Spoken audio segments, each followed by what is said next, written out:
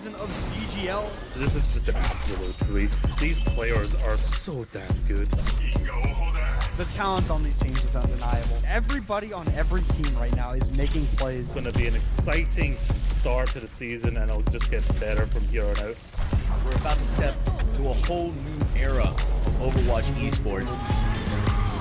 So much exciting action is happening here on CGL that you do not want to miss.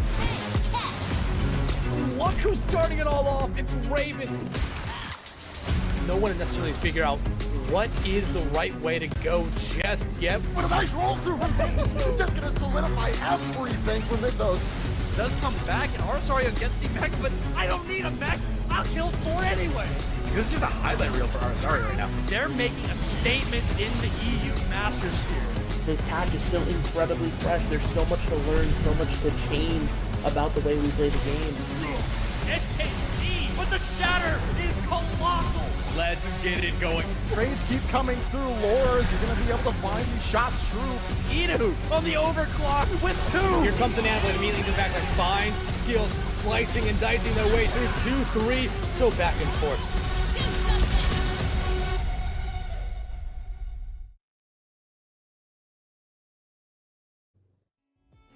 What is up, all you beautiful nerds out there? It is Friday Night Overwatch, and it is time to welcome the beautiful faces that are going to be joining me all evening here on the desk. I've got 2 Tryhard Ray, my bestie in the whole wide world. Bullskunk is finally back from casting in the NEC Rocket League. We're getting some FNO from the Bullskunk Meister himself. And then Headrammer, welcome back, my friend. How are all of you doing this evening? I don't know, me and Headrammer over here feeling like chopped liver a little bit. I'm just kidding.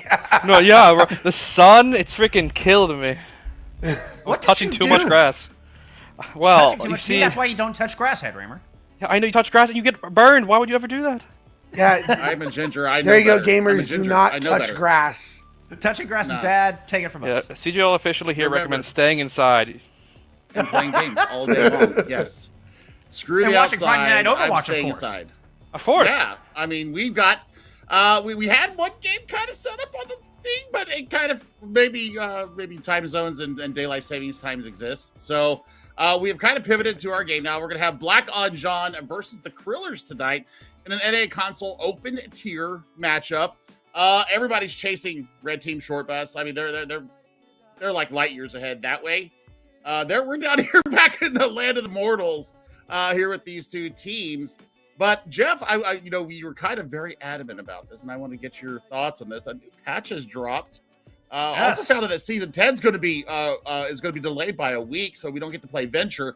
I'm pissed off about that personally. But let's talk about this patch and all the ramifications that you see from it. I mean, there was giant changes that dropped with Season 9, obviously. Some of the biggest we've seen since Overwatch 2 is released. And then on top of that, we get these massive changes. I mean, 15 heroes or something had changes, buffs or nerfs through this last patch we got on Tuesday has completely changed the landscape of the meta. We've started to see Maga sneak into the meta. We've seen Sim just get buffed all the way down the board with everything she has. It means teleporting in is now far more viable. I don't know, there's some fun aspects to it, but any way you slice it, things are changing rapidly in the meta. All right. I mean, Headrammer, you've had a bit of a time. You know, we've had you on the desk pretty much every week here. So, I mean, as we've kind of watched these games, we watched the mid-season tournament go down. What do you think so far is the most dynamic change from Season 8 into Season 9, and especially the mid-season tournament? What do you think the meta and the most dynamic change has been? I mean, things have actually changed quite a lot over the past few weeks. I mean, we've seen a lot of heroes kind of go towards more just to stay alive. You know, I mean, Kiriko's hasn't really left the meta in quite a long time, and neither has Ram. And they kind of like both to a degree got indirectly buffed by the fact that like everything has more health. You just need to sustain, survive. Ram being one of the few tanks that could survive for a little while. We thought Ball was going to be like pretty meta for a while, but we got rid of that problem pretty fast, didn't we? But now we've also seen for a while Moira being meta just because she is one of those things that survive. We've seen like Brig, Lifeweaver, and Ana even kind of struggle in recent times due to all the DPS to passives causing less healing. And now we've had all these changes as well, where Malga got a pretty decent buff. Like, essentially gets like a little bit of a mini queen shout to him. Yeah, it's Right, I would I say it's mean- more than a decent buff. Flat health yeah. on cooldown is monstrously powerful, especially on a tank that self heals. I mean, And a you're just reduced buying cooldown, time too. Yeah, exactly, and reduced cooldown on the cardiac overdrive. So I mean, not to mention the reduction of the DPS passive directly buffs Maga. Maga benefited from that nerf to the DPS passive, I think, more than any other hero in the lineup. I mean, tanks are obviously getting the brunt of that, but as a tank that relied on constant vampire healing, that little bit of reduction in that passive, huge buff to Maga. Yeah, especially I gotta because say- you couldn't miss him. The gigantic hitbox, right? I mean, what I've seen so far, and I've been watching some stuff going on. I've watched Twitter. Plausible actually came out with something, and it said it's Talon or Talon, however you want to say it, with Lucio. I'm thinking Beats by Malga or Beats by Talon or Talon should be the name of the meta, just because it sounds cool, like earbuds. Beats by Talon, whatever. Ray, Fair enough, your fair thoughts on how it's gone down? We had a busy weekend with the mid-season tournament concluding. Oh man, it was a long 11-hour day on Sunday. Super Sunday was fun. Your takeaway, not only from the tournament, but what we've kind of seen in your eyes as another color caster, what you think the most dynamic change or meta shift has been here so far. Yeah, I do think, with this midseason tournament concluding, I mean, it's just the best season of CGL we've been having so far. We hope to continue that momentum going through the rest of the season. We have a lot of, not even just with FNO, we have a lot of future content planned that, maybe someone on this desk here is already involved with right now that might be coming out soon. But, I digress. But when it comes to this meta specifically, all you had to do was go look at Avril's Twitter and see him freaking out over Malga, man. It's ridiculous. Like, there's just a picture of like him showing dong hack on it, and he's just like, it's over, it's over. And it's just, I think the big problem is just Malga can be, not the most exciting kind of thing to watch. You're kind of just pointing and shooting. You're not doing a whole lot. The one good thing that did come from this is Ana got that good buff where it's like an extra 30, 40 damage or healing. 30 impact damage and impact healing. Yeah, so Ana's like one of the biggest nerfs to Malga because you have to limit the amount of heals he could take in so the anti-nade becomes that much more important. I mean, It does, but I feel like all across. it's not enough. It's not, not but they tried. But I think that's the thing. They had the right idea. I think the number did need to come down from 20 to 15, but they buffed Malga as if they were going to keep it at 20, and they didn't. Like that was the issue. Right. I will say, I'm going to play a little devil's advocate here. I know the entire Overwatch community is up in arms, 2 big giant arms, that Malga is back into the meta. I am going to play a slight bit of devil's advocate. I have seen, from what we saw in Overwatch Champion Series Korea last night, there was some really creative use of like teleporters and Sombra and the way they engage with Malga. I felt like it at least improved gameplay-wise from, I think, the PTSD we're all suffering from Malga on launch. Malga on launch was 2 Malgas in a staring contest where there's that infamous video of Emong just standing there on Para-ISO and they're just shooting at each other standing still for 2 minutes straight. Like, I don't think this meta is quite like that. There is room for some creative expression. There is some room for some skill expression, but it comes in the form of like how you use TPs, how you work with your Sombra. I've seen like where the Symmetra TPs in behind the charge, and then so the Malga charges in, stomps, does some damage, and then TPs right back. And the rest of the team can TP in right behind the Malga. It makes these really kind of cool plays. It's not just walk up and pew, pew, pew, pew. So I will play just a little bit of devil's advocate. Keep an eye out because we could see some creative uses of Malga. Let's not be too doomer about it, all right, y'all? I mean, I'm all for creative uses, but I haven't had the chance to watch OWCS Korea APAC as much. How meta has Malga been? Has it been like you play him or you lose at this point? It's Malga or Orisa. That's what they're playing. And so last night we saw Genesis come out with the Symmetra cast comp, and they were relying on those teleporters and some really cool use of those teleporters, where we saw Team Falcons using the Sombra Reaper. And there was a lot more front-loaded damage. And it was actually Sim Reaper. Excuse me, it was Sim Reaper versus Sombra Reaper. I as think far that's as been the the one DPS thing lineup. then is because before these changes came out, it felt like so many compositions were playable and so many teams could kind of put their stamp on a series with their kind of comp, and that's not the case anymore. And that's why I think people don't like. Just before Tuesday, when we had the Rudy Tooty Bubble Shooty comp was starting to come into prominence. I was loving that. That was the Zarya Cast comp Yeah, that was really popular in OWCS Korea and APAC, and I was really enjoying that. But, you know, Tuesday dropped, and that comp lasted about a week. Wait. Can you say that one more time? What was it called? The Rudy Tooty Bubble Shooty. That you can thank Seth for that one. That's not for me. That's Achilleos. That's Achilleos. I don't care. I'm gonna have that. That's gonna live rent free in my head for the next hour because Yeah, well, no, I it did love me it. too. It's the best comp name I think we've ever had. They also had like a Okay. Bubble the Bandit. They had a couple other names for it, but no, Rudy Tooty Bubble Shooty was by far the best one. Okay, so let's move on. We've talked about this.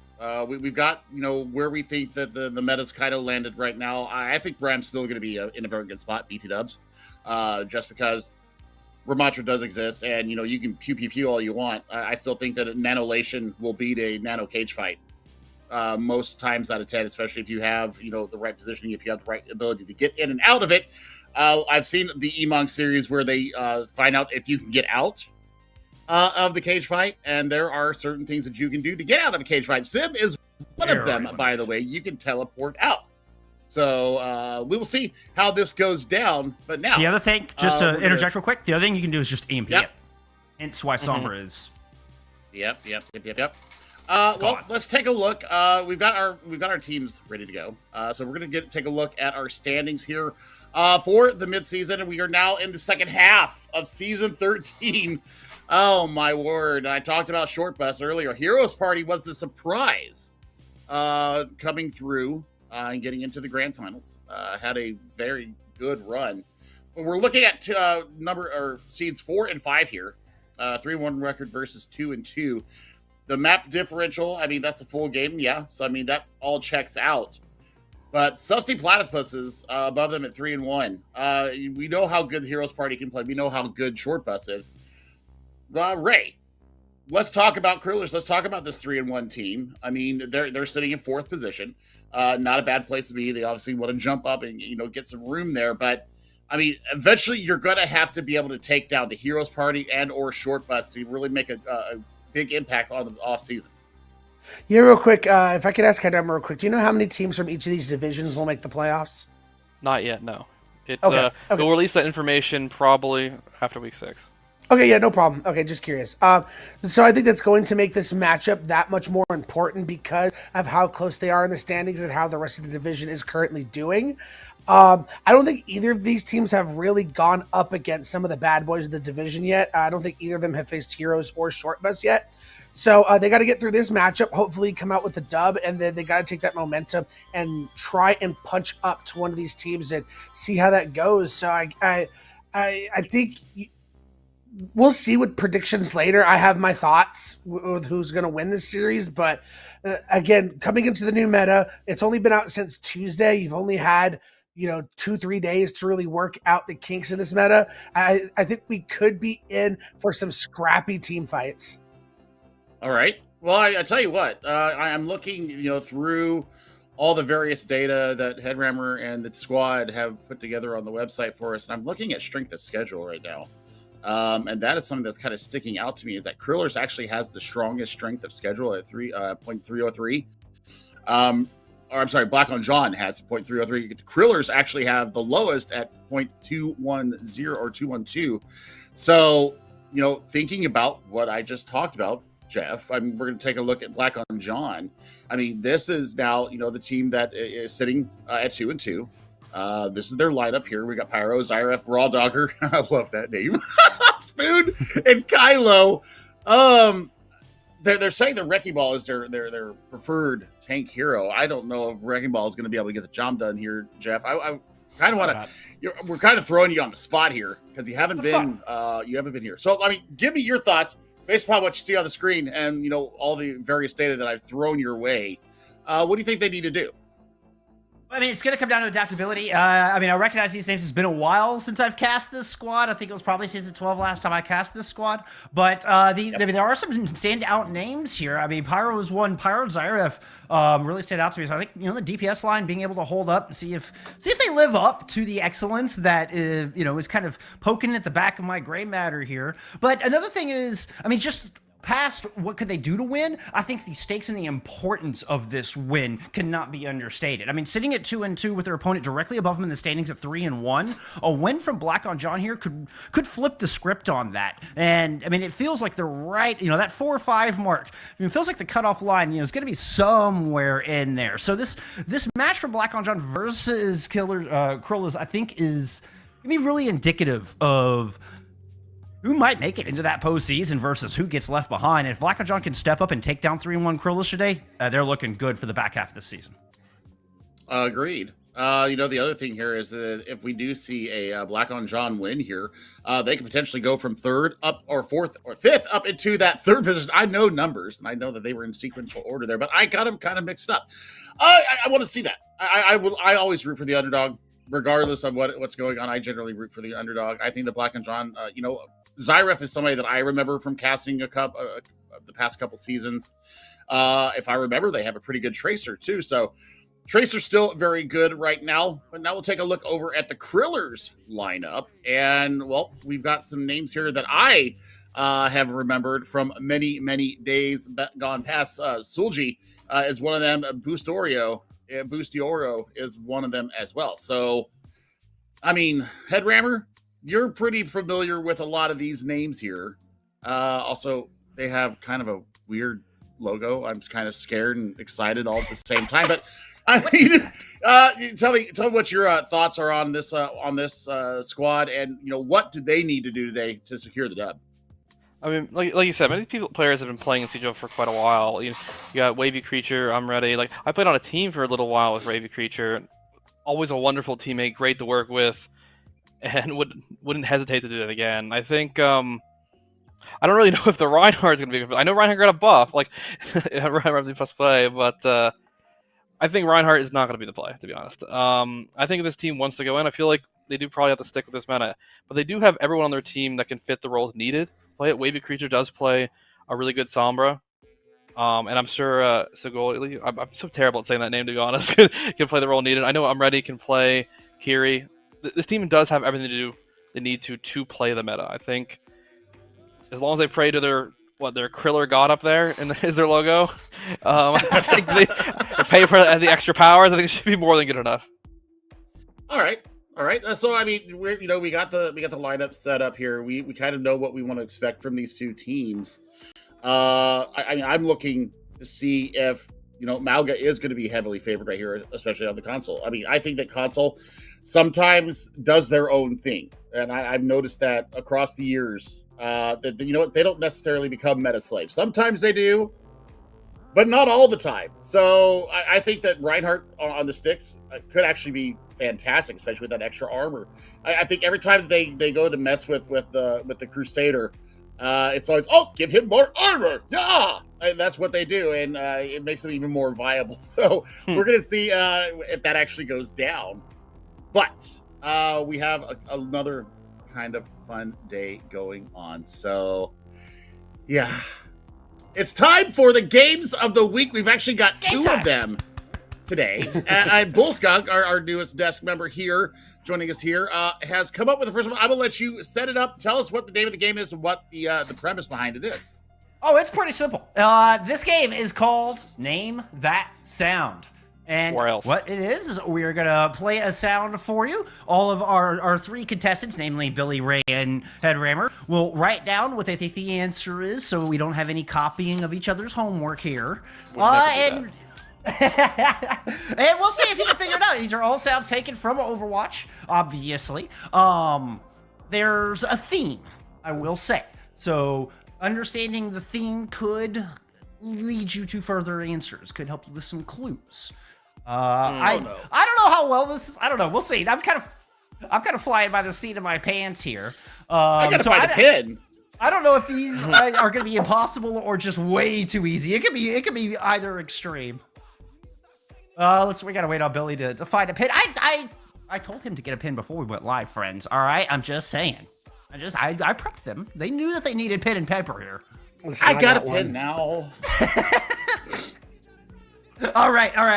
I'm really excited to get into this. I've been incubating on this for a minute. I was working on it for in between EU and NA. This was all I was doing. Was working on this game. You had to edit out my voice. I'm probably one of the options. That would have been. I should have left it in. That would have been funny. All right, Prod, are we ready for sound number 1? All right, we are ready. All right, here we go. Sound number 1.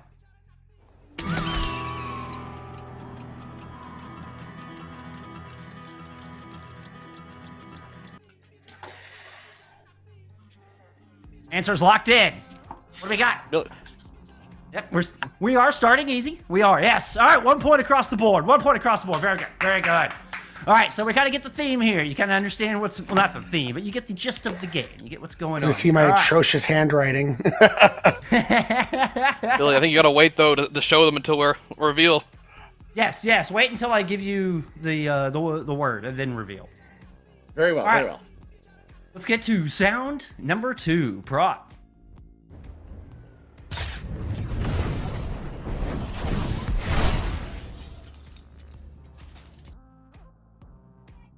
Ready to play it again? Let's play it again. One more time.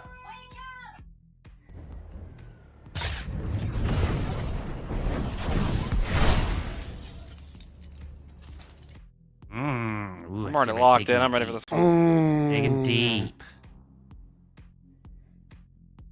Oh, we got Headrammer locked in. This sound haunts my nightmares. Exactly. One more time. Good. One more time. Should pull a chat. Well, chat's on a 3-minute delay. Yeah, I know. I'm just curious how people respond. All right, what are we thinking? We got answers over here? I think I'm wrong, Clock is but I'm ticking. willing to go for it. All right. All right, reveals.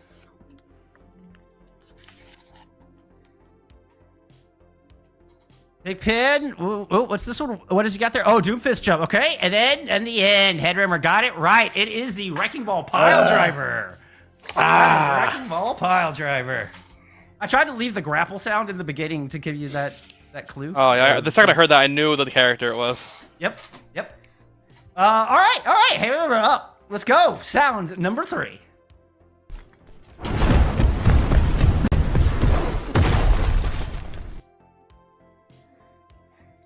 Play one more time.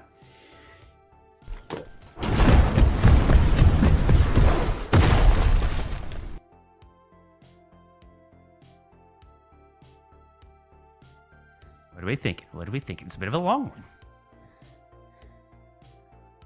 Really deep, huh? I'm pretty sure I know what it is.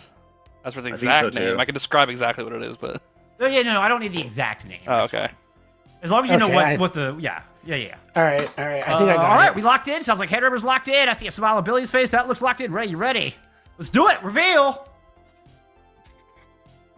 Maga Rush. Maga, what is that? Maga something. Maga Charge. Boom. That Mine it. is Maga Very good. Points Overrun. all around. Points all around. All right. All right, we're halfway through. Are we starting to pick up on a theme yet? Any guesses on the theme? Yes. Movement abilities. Negative. Good guess. I mean, it is a good guess, but negative. All right, let's move forward. Sound number 4.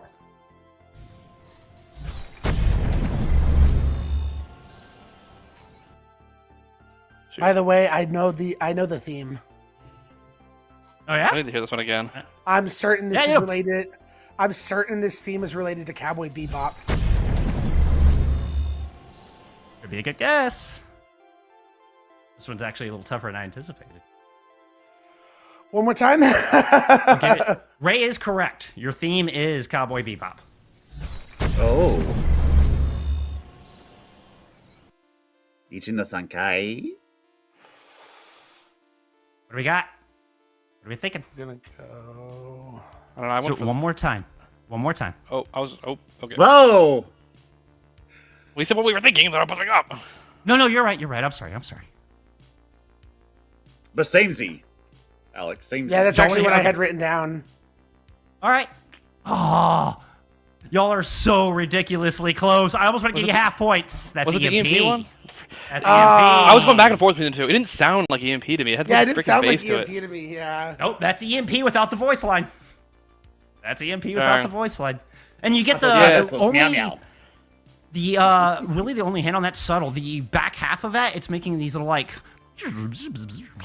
kind of digital noises. are Yeah, like going my first on thought was through- EMP, but it didn't sound quite like EMP, so I adjusted the virus. Right. Nope, that's EMP. All right, All two right, more. nice one. Two more. Hey, we're going pretty good. That's the only one that's actually stumped y'all. All right, so I think that was more my fault than y'all's. Y'all are doing good. All right. Yeah, we're perfect. Number 5.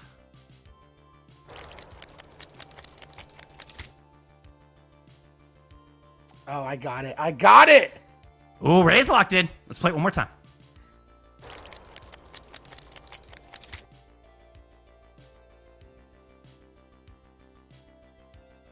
Billy, you locked in? All right. Rammer, what are you thinking? You locked in? I think so. It's one of the two things I have in my mind, but I think I know what it is. Do we want to play it one more time? We can. I don't think it's gonna change anything for me. All right. Let's reveal. What do y'all think that one is? Ash reload, Ash reload, Ash reload. Very good. Points. he No, put Cass Cass. reload. he put Yeah, I did. Go. You dropped it. You dropped at the I end. did, Now I we're did, I all did. tied. We're all Mom tied. spaghetti. Let's go, Billy. Let's go. I'm gonna be honest. I forgot Ash was in the Cowboy Bebop thing. That's why I messed it up. Well. All right. Our final sound. Everybody's tied at 3, and you've got one more.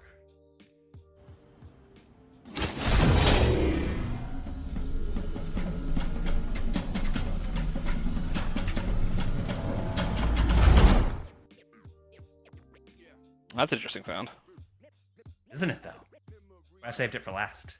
What? Play it again.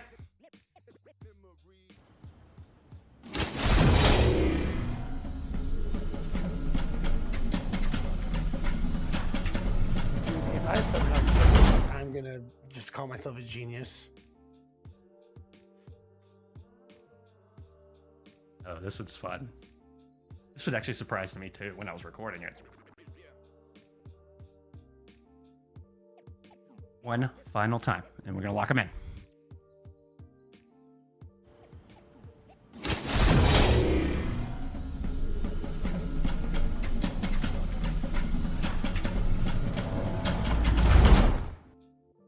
All right.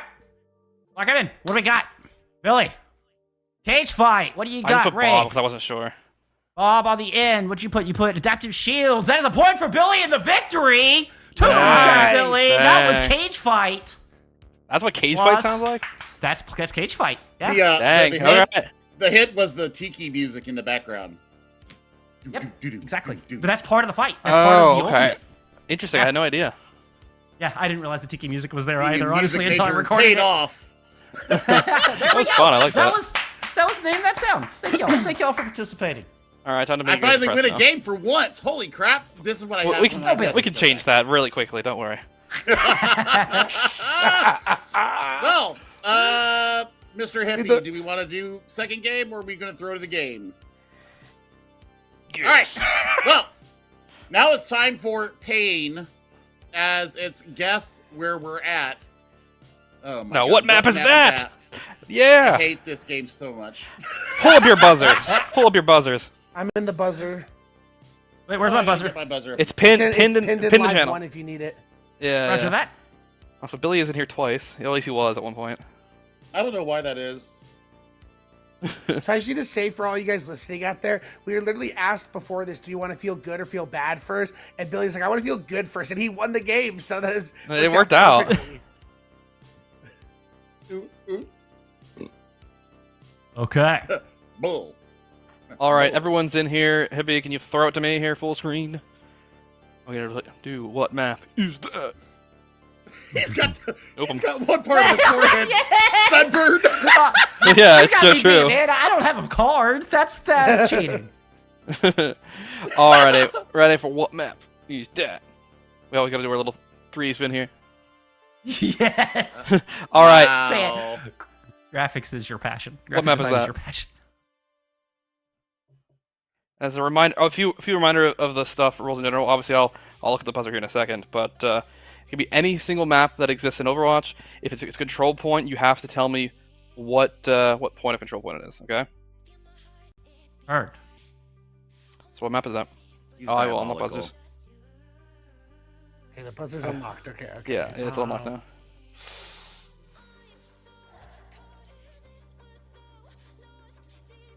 Any idea? Oh, okay, Bullskunk? Horizon Lunar Colony. No.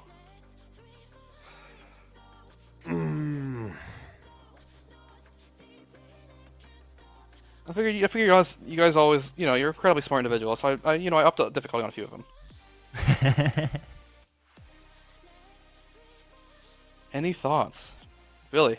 Is it Gibraltar? No.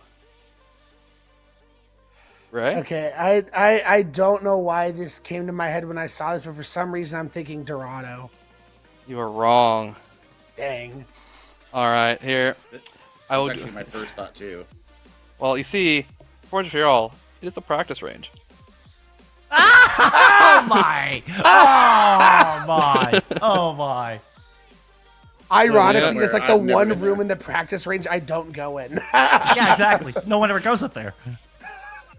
All right, Amazing. what map is that? Amazing. Ray? Is that Hanamura? You are correct. Woo! What map is that?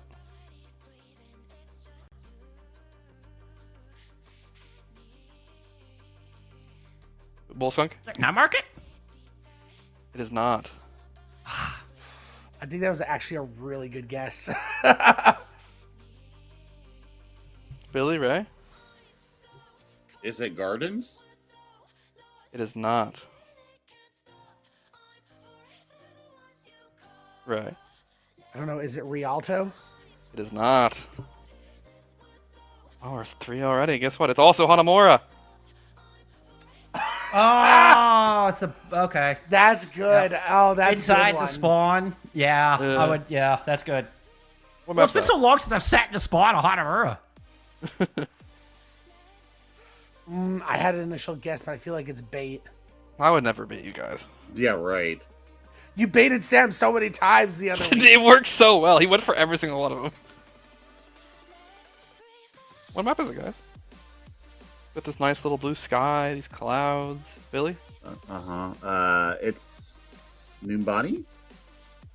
No. Yeah, I can see it. I think I know what it is. All right, what do you think it is, Bullskunk? Painting. It's not a painting. Not a painting? It's not a painting. It's actually literally in the game.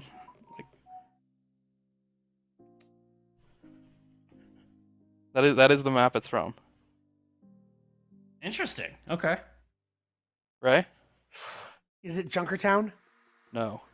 Dang it. Not a bad guess. Bullskunk? I mean, your options are basically like what? Route 66? Yeah, that's Any the map in first one I 66. thought. Any I feel map like in that has to Overwatch. be bait. Any map that exists in Overwatch. Yeah, it's got to be bait. Oh! Oh, I know what this is. This is, What is it? Petra. You are correct. It is Petra. Wow. All right, what map is that? Impressive. That's good. You guessed that. Dorado? Bullskunk. That's Got the a bait. buzz. Because it's on more places than just Dorado. Or is it the Dorado, reverse bait? Oh, Yeah. Billy? is it Castile? No. Mother! Good guess. It's a good It was guess. a good guess. It was a good guess. It's a good guess. Ray? Is it Paraiso? No. Is it bait? Is it not? I know it's in more spots than just Dorado. It Come on, is. Bulls.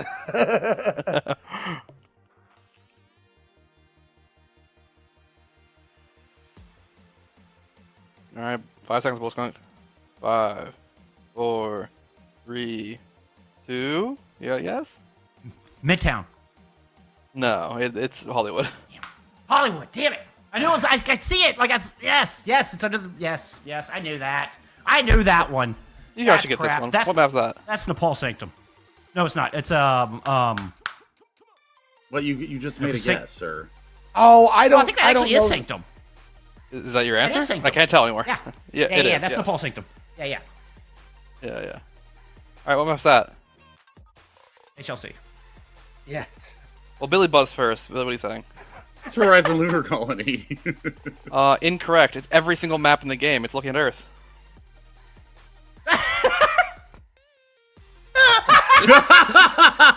Yes, And- he is. Wait a minute. Go back. There's no way it's every single map in the game. Every single map in the game, you can see it's right there. It's all insane. No, we can't see Korea. See, the thing is, look, You it's can't see actually, you see, the funny thing is, it's actually a double bait because it was actually the Overwatch green screen. I chroma keyed get the out. image. I'm throwing myself. That's it. I'm leaving the call. Yeah.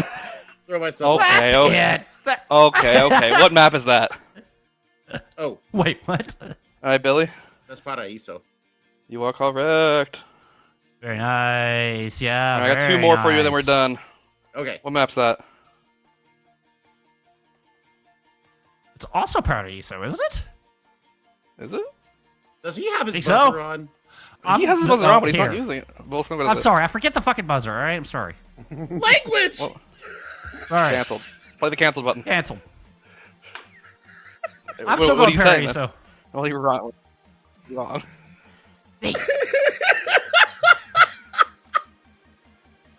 All right, Billy, Ray.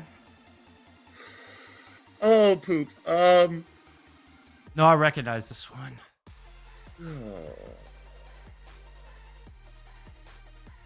Do I have to get the official countdown? Oh, Ray. I don't know. Is it Esperanza? No, it is not. It's a good Good guess. guess. Billy, you Good could take guess. this one. You could get 4 billion points. I just...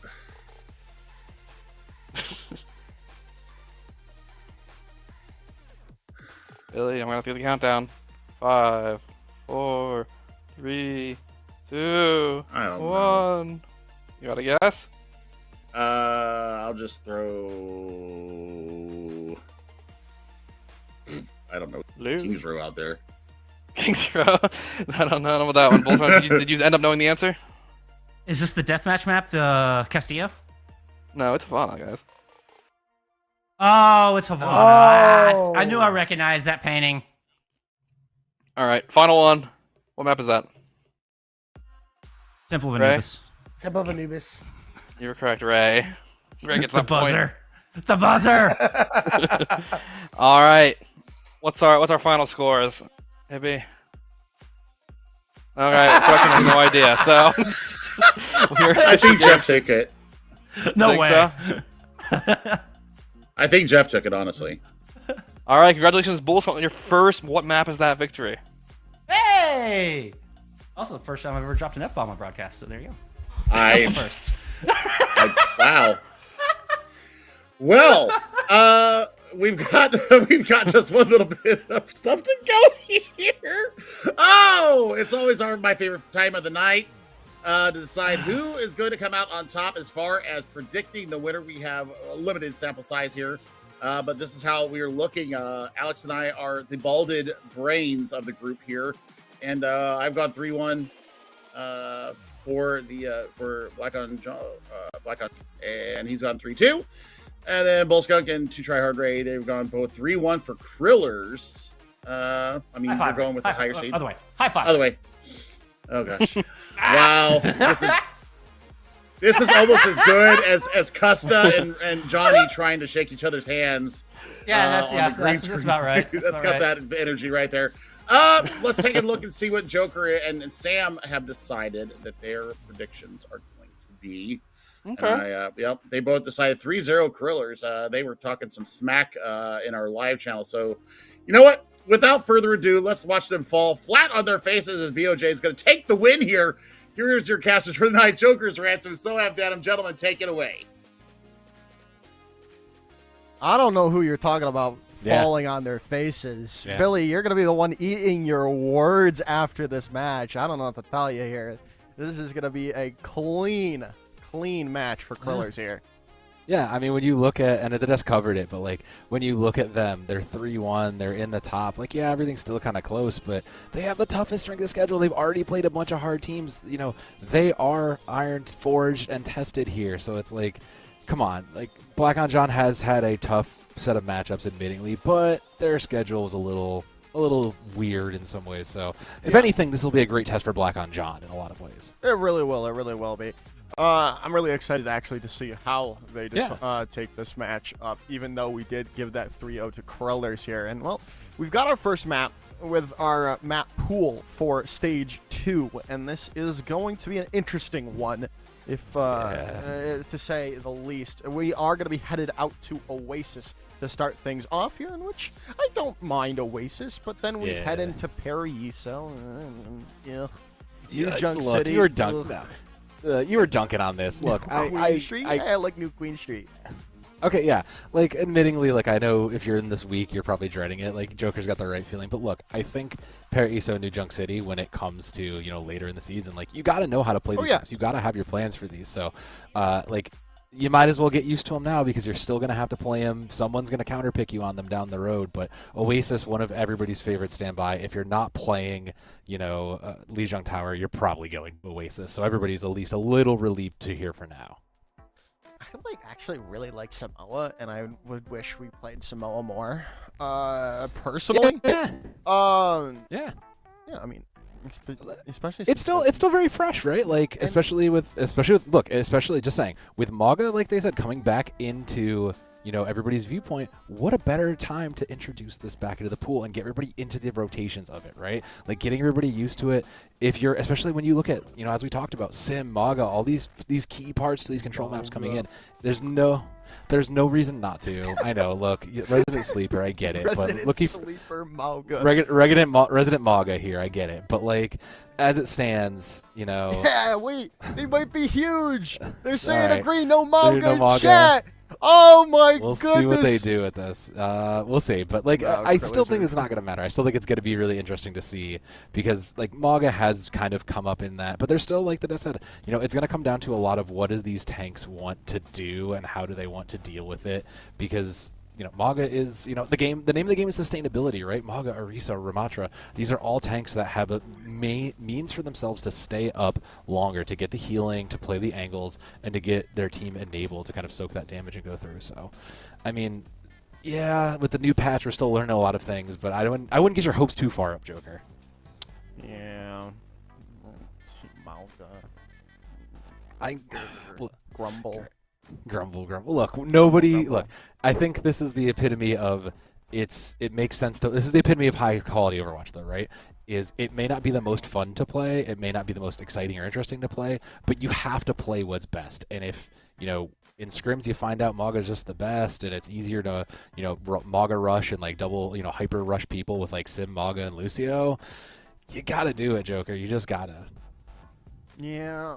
We already have like one kind of easy character in what's his meta with Moira. I don't want another one. Look, easy. Whoa, hold up here. Okay, I'm gonna tell you right now. I will fight you on this, Joker, because I would argue, like, easy characters aside. Like, look, now I have to fight you, and since we're waiting, now is the perfect time for me to fight you on this. Easy is such a terrible word for these things because there's always such a wide berth of these abilities. Like, Symmetra requires so much more game sense and knowledge than just raw, like, you know, it's not just click heads, right? Like, you have to know where you're teleporting. You have to get your team coordinated. When you look at Overwatch, yeah, is it the easiest thing to do in theory? Yeah, you take Moira, you take Sim, a bunch of easy characters, but it's really executing that comp at the highest level, and that's not easy. You know, you can't take me and 5 other bronzes and put them up against, you know, J3 and we'll come out on top. Come on, Joker, you know that as well as I do. Oh yeah. I've always loved the idea, though, of putting me on a team of, like, top 500 champions players and then playing in the open tier and see how well we do. But no one likes my idea. I've seen groups that have done those things. I've seen, you know, there was a great video, I don't remember who did it, but someone did a, like, what happens when you put, you know, a grandmaster in a bronze lobby, or like a team of bronzes. I'm not bronze. This is disrespectful. I'm not. Look, I'm not saying this. I'm a player. Look, I'm just saying, like, you want to get a wide disparity of, like, interesting things that's going to happen. You stick a GM, a champion in a bronze lobby, you're going to see all those things. You give each team a, you know, it's one of those things of you give everybody a little bit of a different skill disparity and it balances out. But I mean, I think these teams have enough difficulty balancing that out as it is, right? Like, this is open division, it's console, kind of Billy alluded to it, right? Like, these guys always do their own thing. So for as much as they are Grandmasters champions, like high tier, there's always a little bit of wonkiness you can expect in these groups. No, we thought we were ready for a second. We had people back in lobby, but unfortunately, they're back out of lobby yet again. Yeah, this is not looking really good for this Blizzard, the known small indie company here, Mr. So, Mr. Blizzard himself. Yeah, we're gonna head to a break while we figure this out, because you don't want to hear us ranting and raving about my placements in comp. So we'll be right back.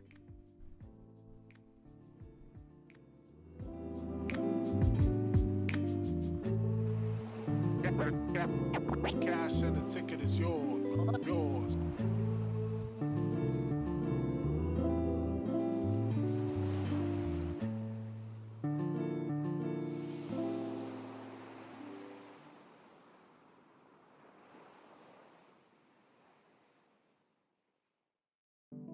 Our inside here, you get an insight and you know something, but you don't want to say it out loud because you're kind of afraid that it's not going to be really true and it'll spoil the whole thing for you, But when somebody makes you say it, then, and it's true, then it just makes it more beautiful of a thing.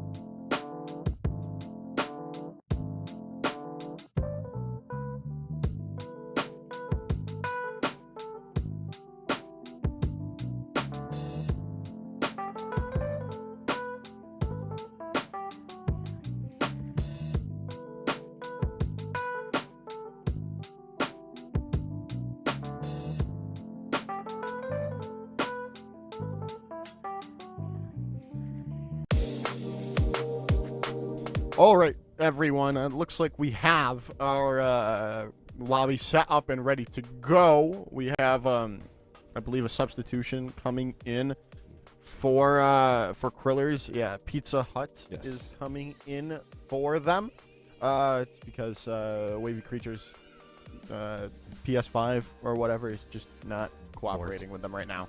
Yeah, I mean, noted. Obviously, like, as we all know, the console wars, we're still trying to debate, is the Xbox better than console? But, like, hey, it is what it is. And for the most part, this will be fine. The question really now is, what does this do to Krillers? Because bringing in a sub, bringing in, like, a ringer always throws off your game a little bit.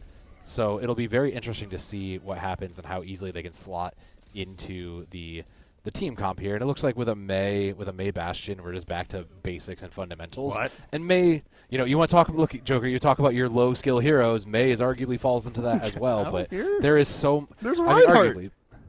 I don't care. I don't care what anyone else is playing. I care that we see a Reinhardt mirror in Season 9 of Overwatch here. This is ridiculous. Yeah, no, it's going to be Reinhardt from both sides, except it's going to be the Cowboys, I guess, from the back on BlackonJohn, so a little bit more range, but sorry, you're right, cow people. How rude of me. But the high ground start is the important part. Yeah, it really is. It's a nice fire strike, but a boop comes through off the side. Kylo taking down Salugi already. Gamer's going to be able to turn it back with a pick onto Raw, but they still need to be able to find more than just that, obviously. As Pizza is going to find Pyro out with a nice headshot with the Icicle. It might be just the end of things as they're all caught in their little room here. Zareth going to take down Pizza. Umready goes down as well, but a respawn's coming back as Salugi's taking Kylo out. It could be a huge re-entry for Krillers here.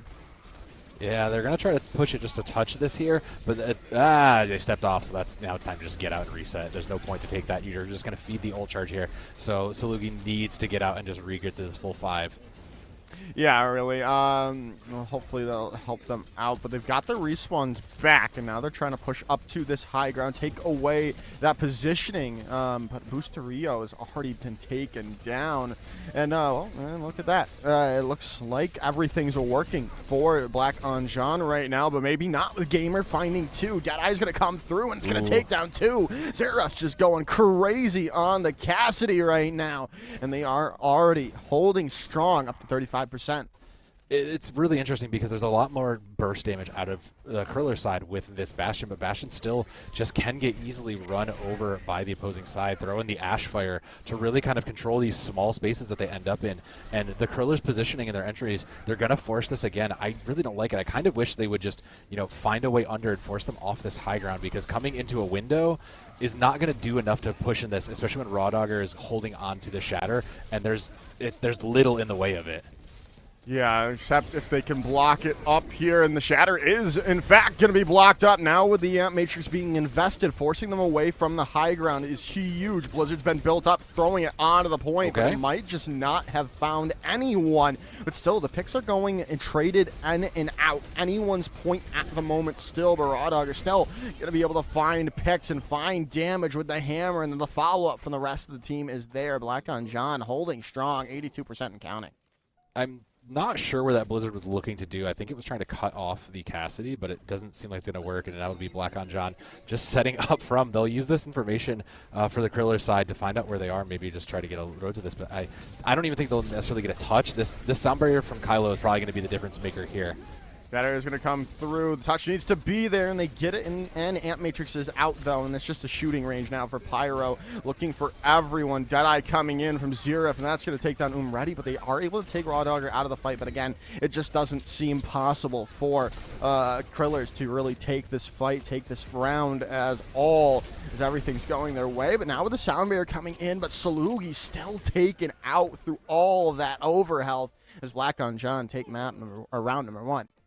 The burst damage from the side of BlackonJohn was just really more. It was just more calculated. Really, it felt like it was everybody was really focusing out those targets, as opposed to Krillers, where you could kind of see, you know, they were trying to play for all the angles, and you know whether the Mei was kind of lobbing that Blizzard to the side, or you know the Gamer was just waiting. You know, the walls never really kind of lined up, and those fundamentals of the Mei, you know, isolating the Mei walls and then punishing that with the Reinhardt and Bastion is so important for this comp, whereas BlackonJohn, as long as they have enough space by the Reinhardt pressure, they can just win that. And I think you'll see a lot of that difference here between Salugi, who's already just 1,000 down, but does have, you know, one more death. It's just enabling the rest of the team there to kind of do more. It'll be a Junkrat from Pyro this time instead of the Ash, so they're going to play a little bit more close and a lot more bursty. Krillers are just going to opt into the dive here, and I do think that I like this a little bit more. Gamer, you know, Tracer is still a menace, and I think if Gamer can start gaming, then they should be able to flip this back. Wow. Oh, come on. Yeah, Xerath's just kind of been nutty with these shots so far, and yeah. The one that's just not, you're not going to be able to win when everyone else is dying around you. Xerath just keeps on finding these picks. I'm also not sure what Boosterio was really doing out there. Like, that was just kind of wide open. They lost the high ground positioning, so they knew they kind of can't really play into it. You either have to play to that high ground or inside that smaller right room. So now they're behind significantly with Xerath already at 45 to high ground, and the trade for Gamer to come in to try to punish the Reaper is not going to be enough. Yeah, Salugi's already taken out, and I think you just need to make a swap here or something, change it up really, as Guts is going to find out Boosterio as well. I think, yeah, we're seeing already a swap over to the Bash, or not the Bastion, the Reaper, I believe, from Gamer. Yeah, back to the Reaper. Yeah. I mean, the problem in my eyes is the Winston. Like, you have two huge counter dives on you in the Cassidy and the Junkrat. Like, you're just not getting onto the squad. I don't know who you're looking for, especially with High Noon and Window now coming up against you. You're not going to be able to push into this. Dogger going to go down low. Going to be traded out, though, by Pyro, but there still can be an entry for Krillers to come in, as their BlackonJohn is just giving so much space to them now, and they really can just take it all and go to the point with the Riptire now out from Pyro. Is going to take Boosterio out. Trade's still there, so I don't know how you feel about that if you are Krillers or BlackonJohn, really, but they have the respawn back. They have Raw Dogger back on the point, and Deadeye coming out from Xerath as well. Just kind of BM, I would have to say. I mean, just spinning around. They are going to be able to take down Raw Dogger, but the change going through, looking for the back line. There's Zeref in the back, but not going to be able to find anyone. Pizza Hut goes down, but it finally goes the way of Krillers for the moment. However, with the picks just keep on going their way back into the favor of BlackonJohn. No, and I mean, yeah, let's be real here. It's the Zeref show, right? Like, Zeref is absolutely just running this lobby, and he's not had any contest for it. There's not been anybody. You really want that Winston to be diving onto the Cassidy. Yeah, he's a pretty sturdy target, but he's pretty immobile, too. So, I mean, you need to stop denying. You just need to start denying Zeref these angles. You have 4 ultimates coming into your sound barrier, too. You can steal this, but you have to touch first. Yeah, it's now Pizza Hut is the overclock trades are going to be there, but Raw Dogger with that nice play through the Amp Matrix, but it looks like it should be enough for Krillers to hold on and get the point into their favor now. The Deadeye coming in though from Zeref going to be taken out though. I mean, ambitious. I guess maybe you're just assume no one was going to make it. Maybe you just don't care. I mean, it's not like you're expecting a lot of value at a high noon, but I mean, again, the problem still stands that Zeref just goes uncontested and that he just pops off here. Pyro picking up the Widowmaker to apply a little more long-range pressure, and that's what's been winning them is the angles they take these fights at. So BlackonJohn really is just thriving on the fact of that. Almost got it with the bubble, but that's just going to clean everything and take map number 1, really. Unless there's a surprise recontest, I don't think it's going to be, as BlackonJohn are going to take map number 1.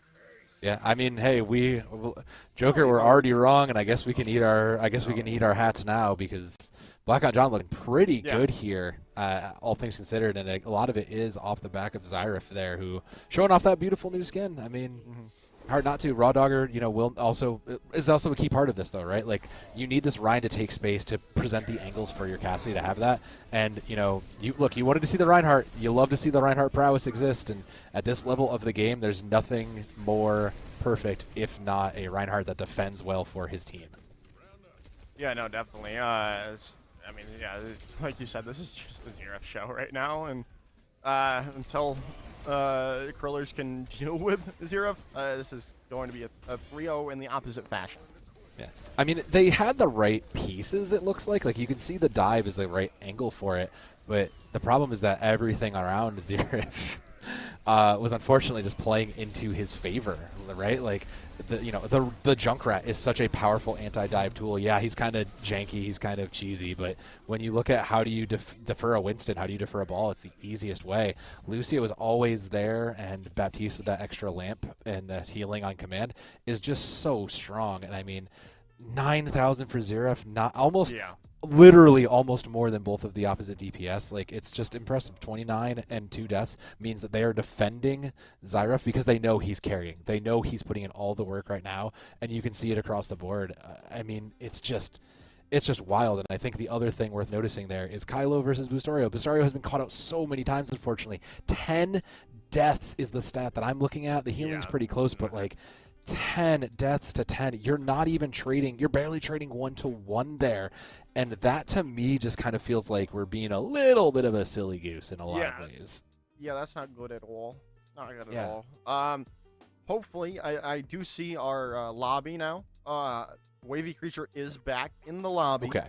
And I think that combination, because, well, if we look at our spectacular team sheet, the problem I'm seeing from that matchup was there was no hit scan DPS in for for Krillers, and you can't really contest someone in a hit scan battle if you don't really feel comfortable on hit scan. So I agree. If we see that swap for Wavy Creature coming back into the lobby, that would be huge because that will help at least contest Zeref going forward. I would even love something else that, if we're not going to trade into, match the hit scan or put a Tracer or a Sombra out there to kind of contest that way, I think you got to do something with the back line. And considering map 2 is Paraiso, my immediate thought was like, well, if you put like pressure on with like a Zen orb or something, like maybe a Discord orb, something to kind of dissuade them, maybe some Kiri kunais, force the headshots, like you could do it. But now that we're looking at how important high grounds are on Paraiso, those kind of fall out the window. So you really are looking at your a Lucio and a Baptiste lineup, maybe a Kiriko if you still think it works, but it's really hard not to look. And my next question to this all is, what is Zyref going to play here? Because like Cassidy is okay. You have longer sight lanes on B and on C, so maybe you see them pick up something like the Sojourn or the Widow, and that might be a little more dangerous if they get more range. Yeah, definitely. And we have some swaps coming in for BlackonJohn here. So they're making some changes with the support and tanks here. Okay, with Loath coming in for their tank line.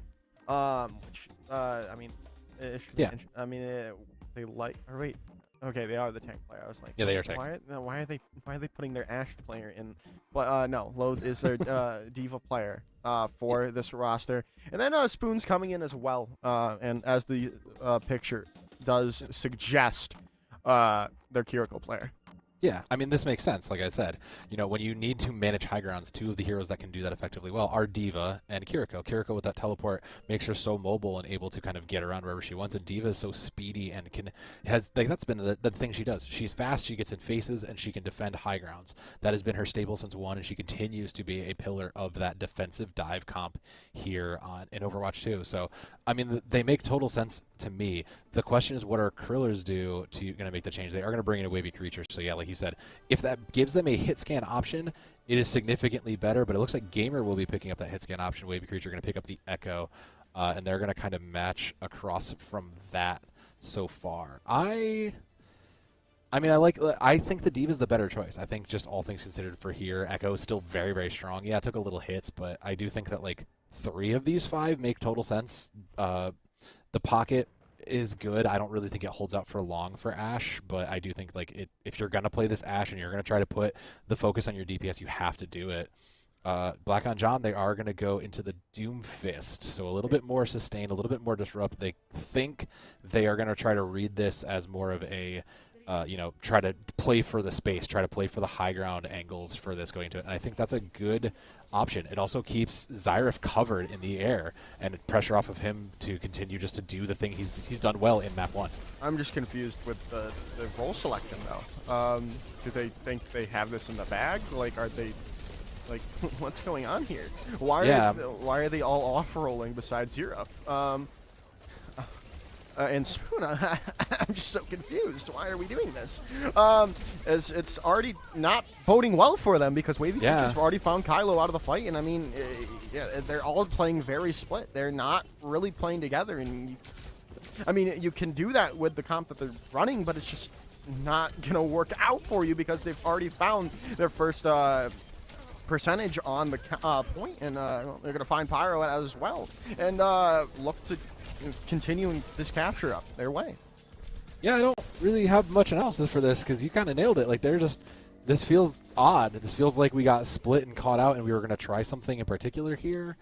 But I'm not sure what we were trying. What did we learn? Are we just using this as a point to grow? Because, we are similarly kind of matching the comps, but I'm not seeing anything that particularly stands out, especially losing that in one fight and then not recontesting. You're just now behind every single step of the way. You're behind an ult charge, and Wavy again just comes in, and maybe this is like maybe we're seeing the old like look, we know we bullied you, we know you're playing at a disadvantage. Maybe we're just gonna give you the map and go. We gotta pause. So this just gets weirder and weirder, Joker. Yeah, this is just confusing me. This is just confusing me all around. I don't know what it is. I'm sure there's a reasoning for it. Maybe, like we said, maybe it is something with like, look, we know you're playing man down. We feel bad about crushing you there. Maybe we're trying to get it back to square one. I don't know, but either way, like, Wavy is coming in and making a huge force. Already the first on the board with their ultimate with the duplicate, and is like, yeah, we expected them to be a star DPS player, and they are showing it now that they're back on their feet. Yeah, but I didn't really think it was going to make that much of a difference. That's the thing here. We have our unready as well, so it should be fine for them. Oh no, maybe not. We still need a pause, I guess. We're still back to pause. I'm so confused. Yeah, the Tracer was Loath was dead. Yep. I don't know what was going on. Yeah. Look, you kind of mentioned these maps from maps no one likes, and we're feeling pretty ungood. And I mean, needless to say, Paraiso's looking even more cursed by the moment, Joker, especially when you get these breaks and these instances happen to him. So, I mean, you want to talk about momentum killer for BlackonJohn, though? Yeah. Like, this is definitely it. Yeah, this is just a massive momentum killer for them. But we'll see. I mean, yeah, they've already they might have just lost second. I don't think they're getting. I don't think there might be one recontester at the end, but if Krillers get another pick, this is point done. Yeah, Salugi is going to get demeched though, so that is huge. But so that is a nice way to re-engage. No, But there's the Salugi's remake. just going to build up the mech quickly, and now they have the self-destruct available Already for them. deleted. As they're going to be coming in, there's the copy from Zeref, but the sound barrier comes in as well. They're trying desperately to hold on to this. This wavy creature, it looks like, missed their mark and got the copy onto the Lucio instead of something more potent for them. But it's just not going to matter in the end. 5 minutes and 30 seconds on the board for point 3. I mean, we'll never know if it was a mistake. I mean, when building, like, put it this way, you don't have a Lucio on your team, so building a sound barrier efficiently means that you win the fight. But swaps will come through. Kylo going to go over to Ball now. We'll bring out the Alari as well, who did, who got some buffs. I don't know if it's enough to make her quite as playable as we want, but when you're in dire straits like this and 5 minutes on the clock in front of you, you throw out everything you got. Yeah, you've got to try to figure something out if you are BlackonJohn here, and they're going to be able to take down Gamer with the help of Kylo. The pulse bomb is going to be eaten up there, but it looks like BlackonJohn have finally found their hold of the point where the picks just keep on going their way, with the self-destruct being invested to try to get out, but they do die in the end. I mean, for Krillers, that's fine. You weren't expecting, you're not too upset about this. It's still 4 minutes on the clock, and Salugi going to go over to the Orisa to play a little bit more of the counter. You still have Bob here, and I think that's the bigger issue for BlackonJohn. Like, Bob is your win con. As long as Bob doesn't get misplaced, he just cleans up and creates a crossfire for you. So getting a good angle leading into this fight will help Krillers get this across the line. Yeah, no, definitely. As we'll see when that Bob is invested here. Salugi's made the swap over to the Orisa now, as the Bob already has done something. In fact, is that now Zeref goes down as well, as there just keeps on forcing them back, and it's just gonna be so much harder for this BlackonJohn comp to work now that Salugi has made that transition over to Orisa. Yeah, I guess we need another pause. It's probably there was no call, so it looks like it might just be the DC. Might be a DC coming in. But I mean, like you said, it looks like it was a DC from the side of BlackonJohn. It's cursed Paraiso. I mean, the Krillers at this point, they're just playing to cross, and BlackonJohn, their best case scenario, just draw as much time as you can. So they're already on a fast, efficient heroes. That's the best case scenario. This whole half has been cursed for you. So just play for the best you can. It feels like. Yeah, no, definitely. I really have to agree with you here. Their best bet is buy as much time as you can, and then try to at least match it somehow, some way. We'll see if that is going to be definitely possible. We just still have to wait. It was Spoon who disconnected. Yes. And so I think this keeps ultimate percentage, this code that we have, so it shouldn't really make a difference. But no, we'll see. I mean, things that have made a difference though on the other side has been the Krillers, the decision making, and now that Wavy's here has been super just a difference maker.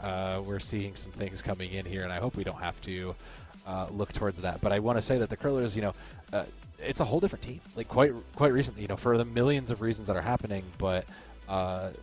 Wavy coming in has absolutely been a monster for this, and these changes just kind of look different. It feels like the map one we saw was almost, all right, what can we do with this sub that everybody knows that we can always kind of make work and just kind of go? I think we're going to the 4v5 here. We're going to 4v5 this and that's tragic. Yeah, that just kind of put the dampener on all of their plans to hold as long as they can, because Overwatch 1 you could sometimes hold for on a 6v5, but in Overwatch 2 and a 4v5 it's a lot more difficult. Salugi though is gonna get found out. Booster Rio gets found out. So hey, I'm already eating my words here, Mr. Soav Danum. Yeah, you're not wrong, Josh. I mean, Again, Xerath is still in the game here. If they had lost Xerath, it'd be a different story, but 4 ultimates means that they have a better chance of holding now. Gamer just going to try to figure out what to do here. There they go. Tracer. There we go, yeah. Love that good tech. I mean, 4 ultimates is huge. You don't necessarily have a defensive, though, so you have to win this quick with these ultimates. That's a great isolation onto the Echo. Wow. Yeah, it is indeed, but an unfortunate misplay from Kylo trying to get up to that high ground to invest those minefields, and now they're going to be, no, not just yet. Baptiste is invested by copied by Wavy Creatures. Now Amp Matrix comes through as well, and this might just be the end of the map. With the plays coming in their way. Xerath, however, is on the Tracer and has already built up to 1 Pulse Bomb, looking for another one, and it's low to get that Pulse Bomb kill, but still, they are not able to find more damage, more picks at all, as that nice Javelin is going to finish it off for Krillers to take round number 1 in a 3-0 fashion.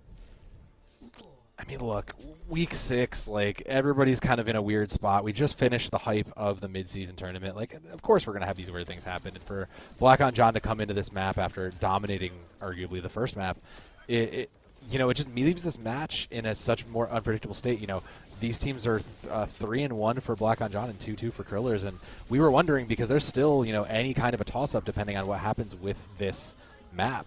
So, you'd hate to lose if you're BlackonJohn just because you're having connection issues and playing 4v5, but you got to give it to the Krillers in some way, who have just kind of managed to, now all the pieces are here.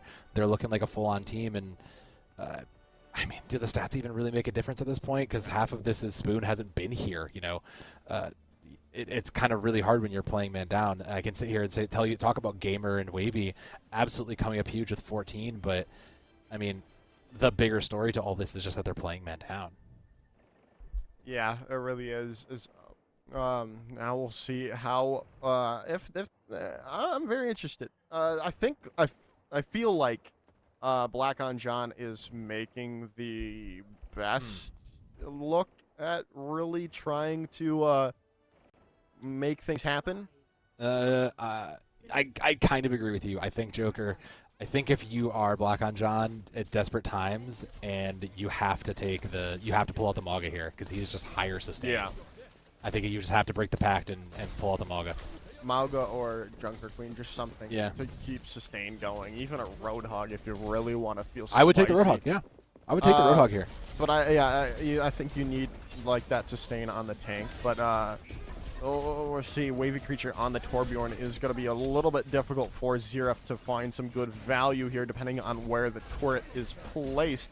And Gamers already found Xerath out of this fight early on. Is now, it looks like for the moment, BlackonJohn's backing out. Yeah, every death is infinitely more punishing for BlackonJohn and Krillers.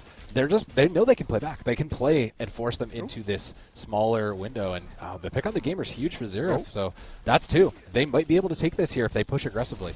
Yeah, and they got to be a little bit conservative. Obviously, you want to chase down, get these kills if you are the Krillers. I mean, you can't just allow yourself to keep getting picked out like this if you are on the side of the Krillers, because BlackonJohn, again, have only 4 players, and they're just making it look easy now.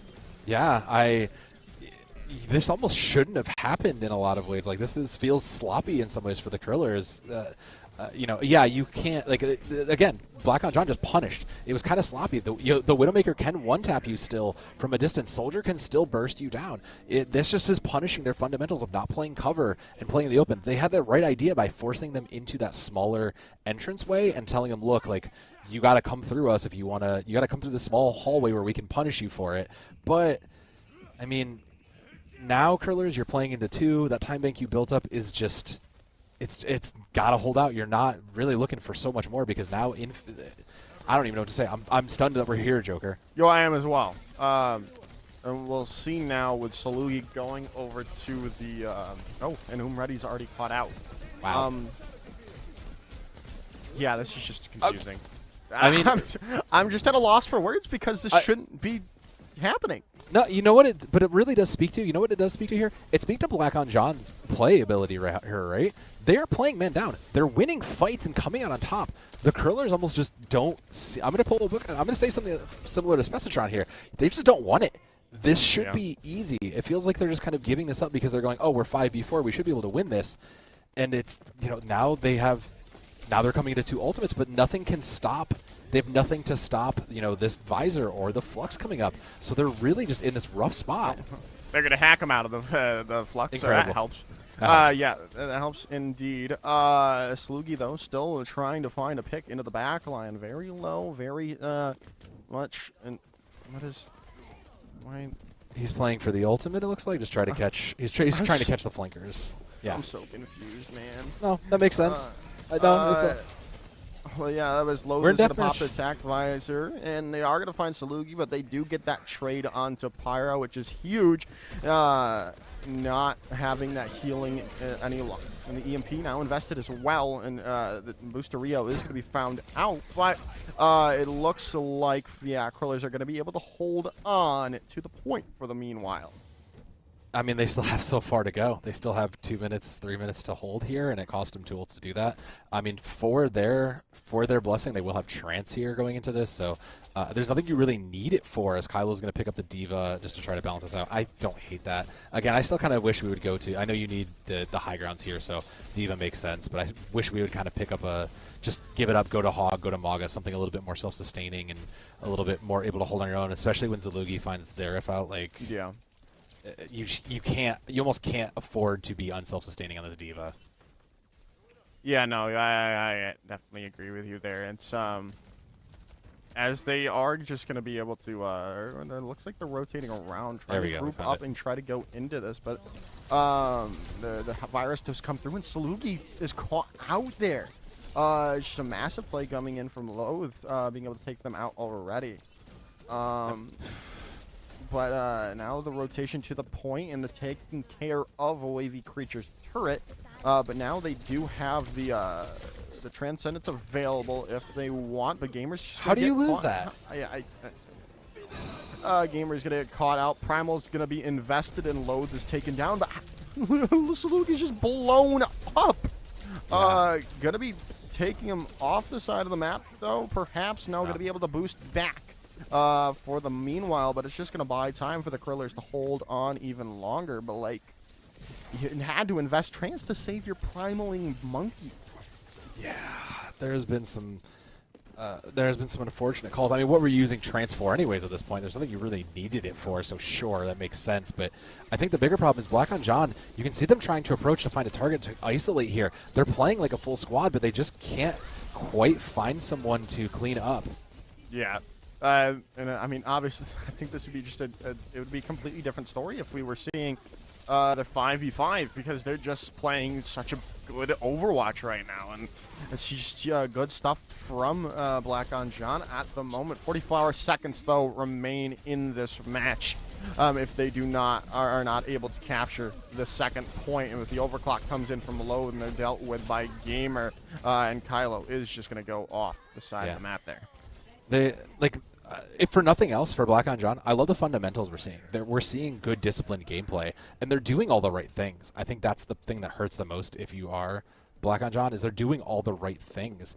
It's just you're playing man down, you're playing into things that are countering you, the Torbjorn, you're playing into the Discord where you're already such a huge disadvantage. So, it's probably just mentally look, let's just get it as far as we can and just stall the time so we can go to the next map. Maybe focus up and get somebody, but with that Discord orb already there, I don't know about that. Yeah, as the Molten Core is going to come in as well. Self-destruct in, but not going to be there on the point at all. Krillers are going to take map number 2. What a series. I usually say that. We usually say that in the sense of an intense thing, but this has just been a wild series because we've seen 2 very lopsided maps in different ways. BlackonJohn just winning that first map, they played well. They played like a full team going into, the control segments very well, and Krillers having to play a sub. And now we come into map 2 and BlackonJohn, losing Spoon and having to play 4v5 just made this so much more difficult. And Krillers just, again, maybe it's partially because of that, but they just looked like a whole different team once they got Wavy Creature in. I don't even know that we can really speculate on these teams based on what we've seen, just because everybody's been playing at so many clear disadvantages at moments of this game. Yeah, no, I definitely agree with you there. I think when we get the sub from BlackonJohn and we see the full Krillers squad as it was meant to be. I think next map, especially with it being Flashpoint, will be very indicative of the remaining series, because this is now into a best of 3 because of the being drawn in going into map number 3. As we take a look at the stats there, I just think that it's very interesting still that they were. That BlackonJohn were able, close. BlackonJohn made it close, and in some aspects overtook the Krillers there. I mean, Zeref's still, leading their counterpart in gamer, not necessarily in limbs, but in damage, in moments like that. You still saw Zeref popping off on those instances, still making that presence known, and that's what, again, the problem. We saw this in map 1 and map 2. They didn't necessarily have the full squad, but still putting in that kind of work, and that's the thing that scares me if you are the Krillers. This 4v5 squad still gave you a hard time.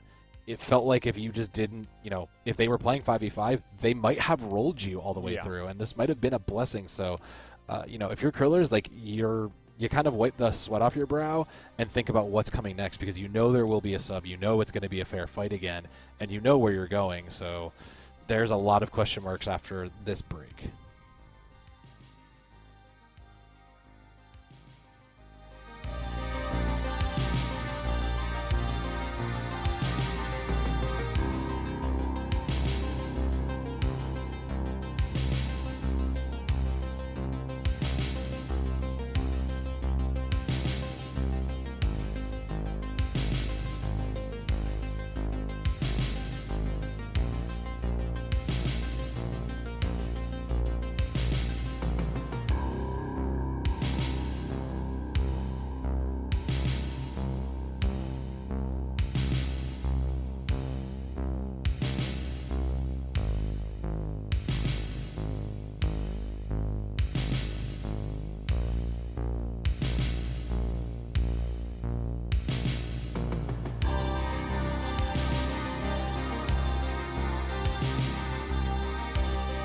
Good morning, noon, night, or evening. It's CGL Lowlights, episode 2. Today we're going to be covering... it's Team 1 and Team 2 on the overlay this time. Today we're going to be covering Team Hex versus Ball Mafia, but it doesn't look like we've put their names into the overlay, so we're just Team 1 and Team 2, which is not helpful.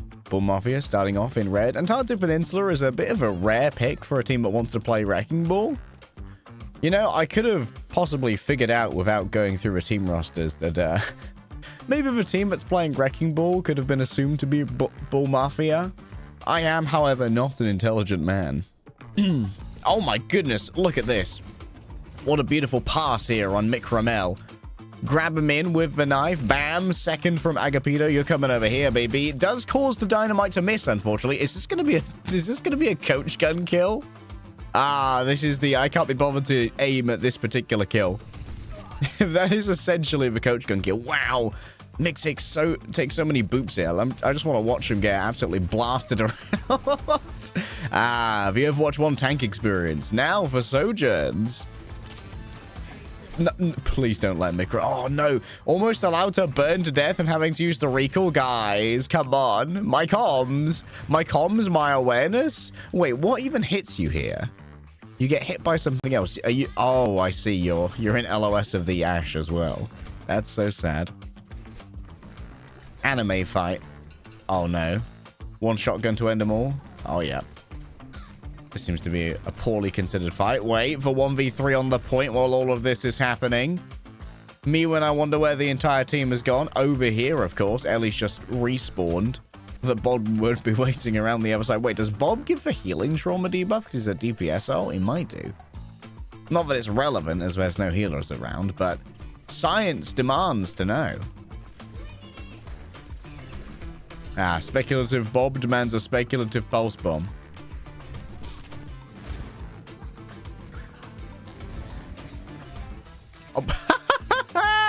Oh, no. Okay, look at that. Look at the maneuver from Aero. But one good movement tech deserves another. It's time to fill up the Mercy's vision with Moira. Wait, can you body block the flight here? Well, you body blocked enough. That's quite cruel, actually. You have to just go to Ramel. You don't want to go to Ramel. Oh, no. Oh, no. They're too far away. We were uncoordinated in our push.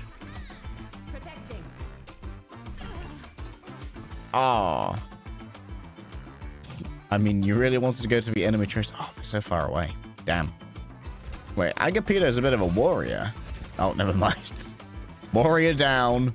Oh. Hmm. Name straight, new wage.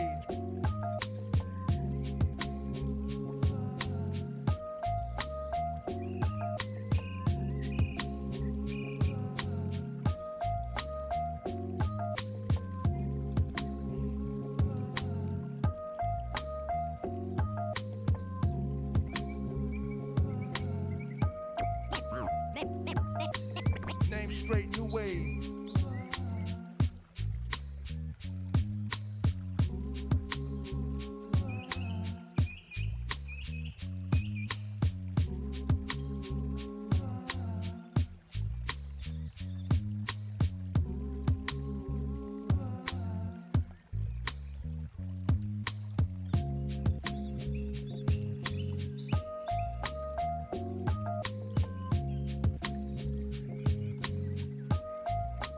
All right, everyone, we're ready to head into map number 3. We are going to go in. We've got the map choice, and, well, it's a toss-up. It's a coin flip between what it could be because, again, we don't have more than 2 maps in Flashpoint, which is another story for another day. We are going to be headed into Junk City, and we actually have some more things to talk about here with the lineups. With changes being made on the side of BlackonJohn here with Xerath going over to the tank role, Load sticking with the DPS role, and Guts coming back in to play support for the departed Spoon. Yeah, Spoon, unfortunately, back in the drawer for now. I, for one, blame whatever console overlords there may be, but that's not the only change. There's changes for the Krillers as well, and, I mean, these teams are just going to keep us guessing because we got Frosty coming in to pick up the DPS, and I think we saw them previously. No, I don't think we did. I think we've seen them previously they were in other matches we've casted of Krillers before. Yes. So, like, not an unfamiliar face. Maybe bringing in a Tracer Specialist for Flashpoint makes sense here. But again, like you said, New Junk City is... We were talking about this, like, what's the plan here? Because this is like a big brawl place. Like, I wouldn't be shocked if we see those Rhines again. I wouldn't be shocked if someone broke the Maga Pact and brought out the Forbidden Hero in this case. But like, they really do want to give us the most interesting game. This is definitely up for the CGL most interesting game of the season award. It is, in fact, one of the matches of all time. So have Danum. I'm interested to see what these teams decide to bring out here on this map in particular. Okay. And that, honestly, that's what we were thinking about with BlackonJohn moving Xerath over to the tank role, bringing in the Junker Queen. But then we thought to ourselves, why not bring Rawdogger back in, who loves playing Junker Queen? Yeah, I mean, I guess you're kind of leaning on your more aggressive DPS player to come in and take the tank role, and you need your aggressive DPS. You need your aggressive tank player, especially in a matchup like this. Queen, if you think it's going to be a Reinhardt, Queen has a good matchup into that, and in theory, you can bring in someone like Pyro to play the Sojourn and back that up. So realistically, the tank matchup is going to be a difference here. Also, Lamp being in for Krillers is going to be fascinating. You have a lot more sustain and a lot more flexibility with it. It's not just an instant to save everybody, but that's a great pick, and that's basically as good as a win. That's gross. Wavy Creature taking out Pyro early on, now slowing down the retreating Xerath as well as Saluki is going to be able to get in there and, well, just reign supreme with the hammer. And that's just going to be Krillers holding it strong, but you got to capture the point now. Yeah, we knew Wavy was going to be a difference maker coming into this map like they were in map 2. And now that we're seeing more of a fair fight, we're really, I think, getting the impact of Wavy, especially even on a character like Mei, how difference making. It's a great opening pick again for the Krillers. This is the team I was expecting to see come out the gate, honestly. Yeah, me too. They're looking a lot more comfortable in this matchup. And it's really interesting to see that we are getting this Reinhardt being played in the year 2024. I mean, the Reinhardt is odd. Wavy again opens it up. The fight's as good as over. This has just been their strategy, is Krillers just get the opening pick, they push aggressively, and they know that there's no contest. BlackonJohn has to disengage and get out, and then they can just go and reset and farm any picks back. And meanwhile, you know, BlackonJohn is not getting any ultimates out of this. They're going to... Excuse me? Ooh. Okay. Maybe a little too aggressive. Gotta pay attention to the point, though. Finally gonna be able to rotate back and take low without who was, I believe, procking the point. Yep. It's already up to 85%. I think this is just as good as done, especially if they find another pick here. And they might even win it without having to invest a single ultimate. Yeah, that's insane. That's insane. Speaking of which, BlackonJohn just got their first ultimate on the board, and it was the Pulse Bomb. And this is a fight you're okay to lose if you're Krillers, because you got what you wanted out of it. You pushed aggressively, and you got that. You'll come into your next fight with, 4 ultimates on board. You kind of wish that your Lucio had Sound Barrier, but all things considered, you're fine. You're probably going to be playing this from behind due to respawns, and I think you feel comfortable enough to trade that out with the space control of the Blizzard and the Shatter. Like, as long as you catch out the supports from the opposite side, Krillers should be able to take this fight. You just have to avoid the pit. Yeah, definitely, as they are going to be able to get there before the point, as broken sound, or a lot of things are being invested here. Pyro is going to be able to find Frosty Dog out, but the Shatter connects down to 3. The Rampage invested, however, trying to turn the fight, but I think you might, maybe not, with Kylo taking out Umredi as well. Salugi so low. BlackonJohn are able to hold out here and take the fight even after everything invested. I mean, it was a heavy investment too, never really able to capitalize on it, and as always, the later ultimate prevails. So it's sound barriers on both sides. So, I mean, Frosty Dog is holding the only other ultimate that's impactful here, Pulse Bomb. You got to almost use this Pulse Bomb. You have to target the Kylo and the Lucio to get this sound barrier out if you want a chance of winning this. Even with a quick engage, it's really going to come down to what does Frosty Dog hit with this. Pyro going to go over to the Sombra, play a little bit more defensively. They know the Krillers are playing aggressively, so I like that read. I do too, and a nice wall comes in yet again from Wavy Creature there. Sound Barrier was invested, but it's not going to be able to save Xerath. They are going to find out Umredi, and Booster Rio's very low as well, and they're going to be able to take them down with Loathe. And still, Pyro's on the point trying to build up to this EMP, and they're going to be able to hack up and get the virus onto Salugi. This second round is just going to be as one-sided as the first round of this Flashpoint. I'm not sure what we were holding out Sound Barrier for the Krillers. Like, I know the call was like, well, it's a lost fight, let's hold this, but we probably could have saved the team here. We have it for last fight though, so hopefully we can use it here to win the sustained fight with the Sound Barrier. Yeah, as Frosty Dog is running away. Sound Barrier invested, though. You could still find a victory off the back of it, and they are going to be able to take the point now with the Pulse Bomb coming in. Looks like it got into the well, though, there. So not going to be a real difference maker, but the Shatter could be, especially if you can build up to it here. Very close, but Salugi hacked up, going to be taken down. EMP invested to clear it out and take round number 2 of the Flashpoint. It's very obvious when the Krillers are calling and they're positioning their fights well, they can clean up. They can win fights. They get first picks, and then they win from that. When they don't, when they're having to play into BlackonJohn, they can't quite seem to find their footing. Timing seems off, and they always end up seeming to target someone different. They never complete these kills. Going into this, though, I mean, you have two great control ultimates in the Blizzard and the Shatter.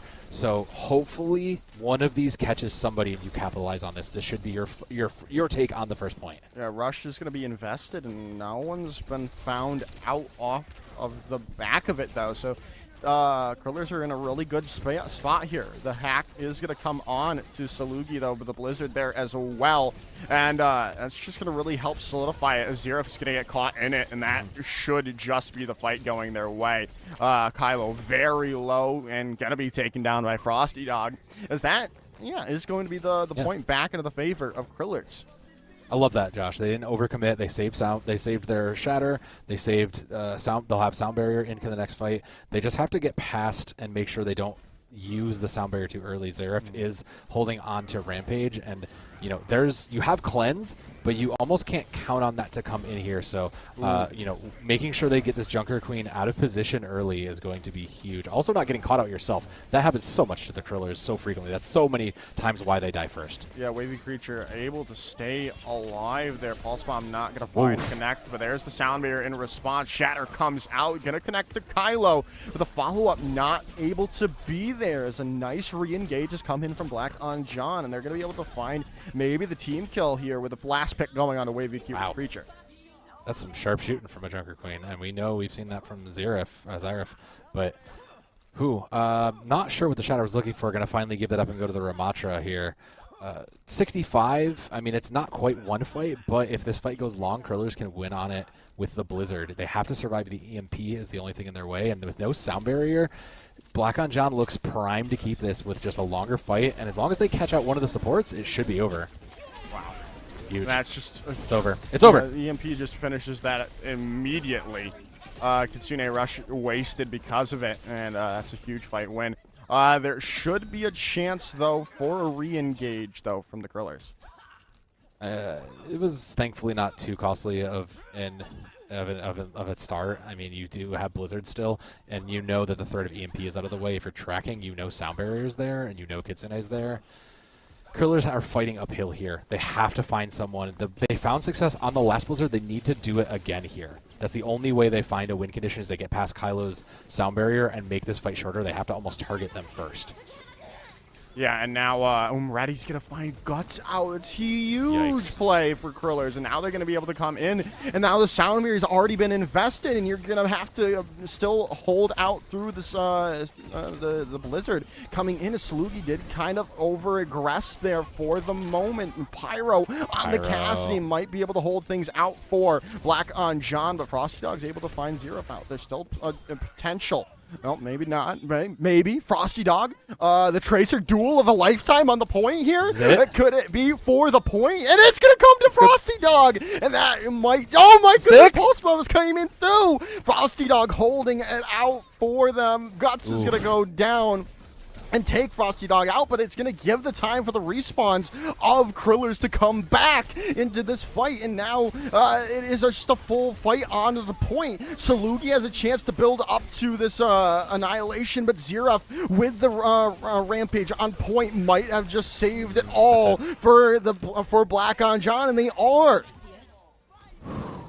That was the first real fight we've got between these teams that really showed them playing to the full potential. We saw the long fight. We saw those micro decisions get made, and BlackonJohn came out on top. Man, not the pause.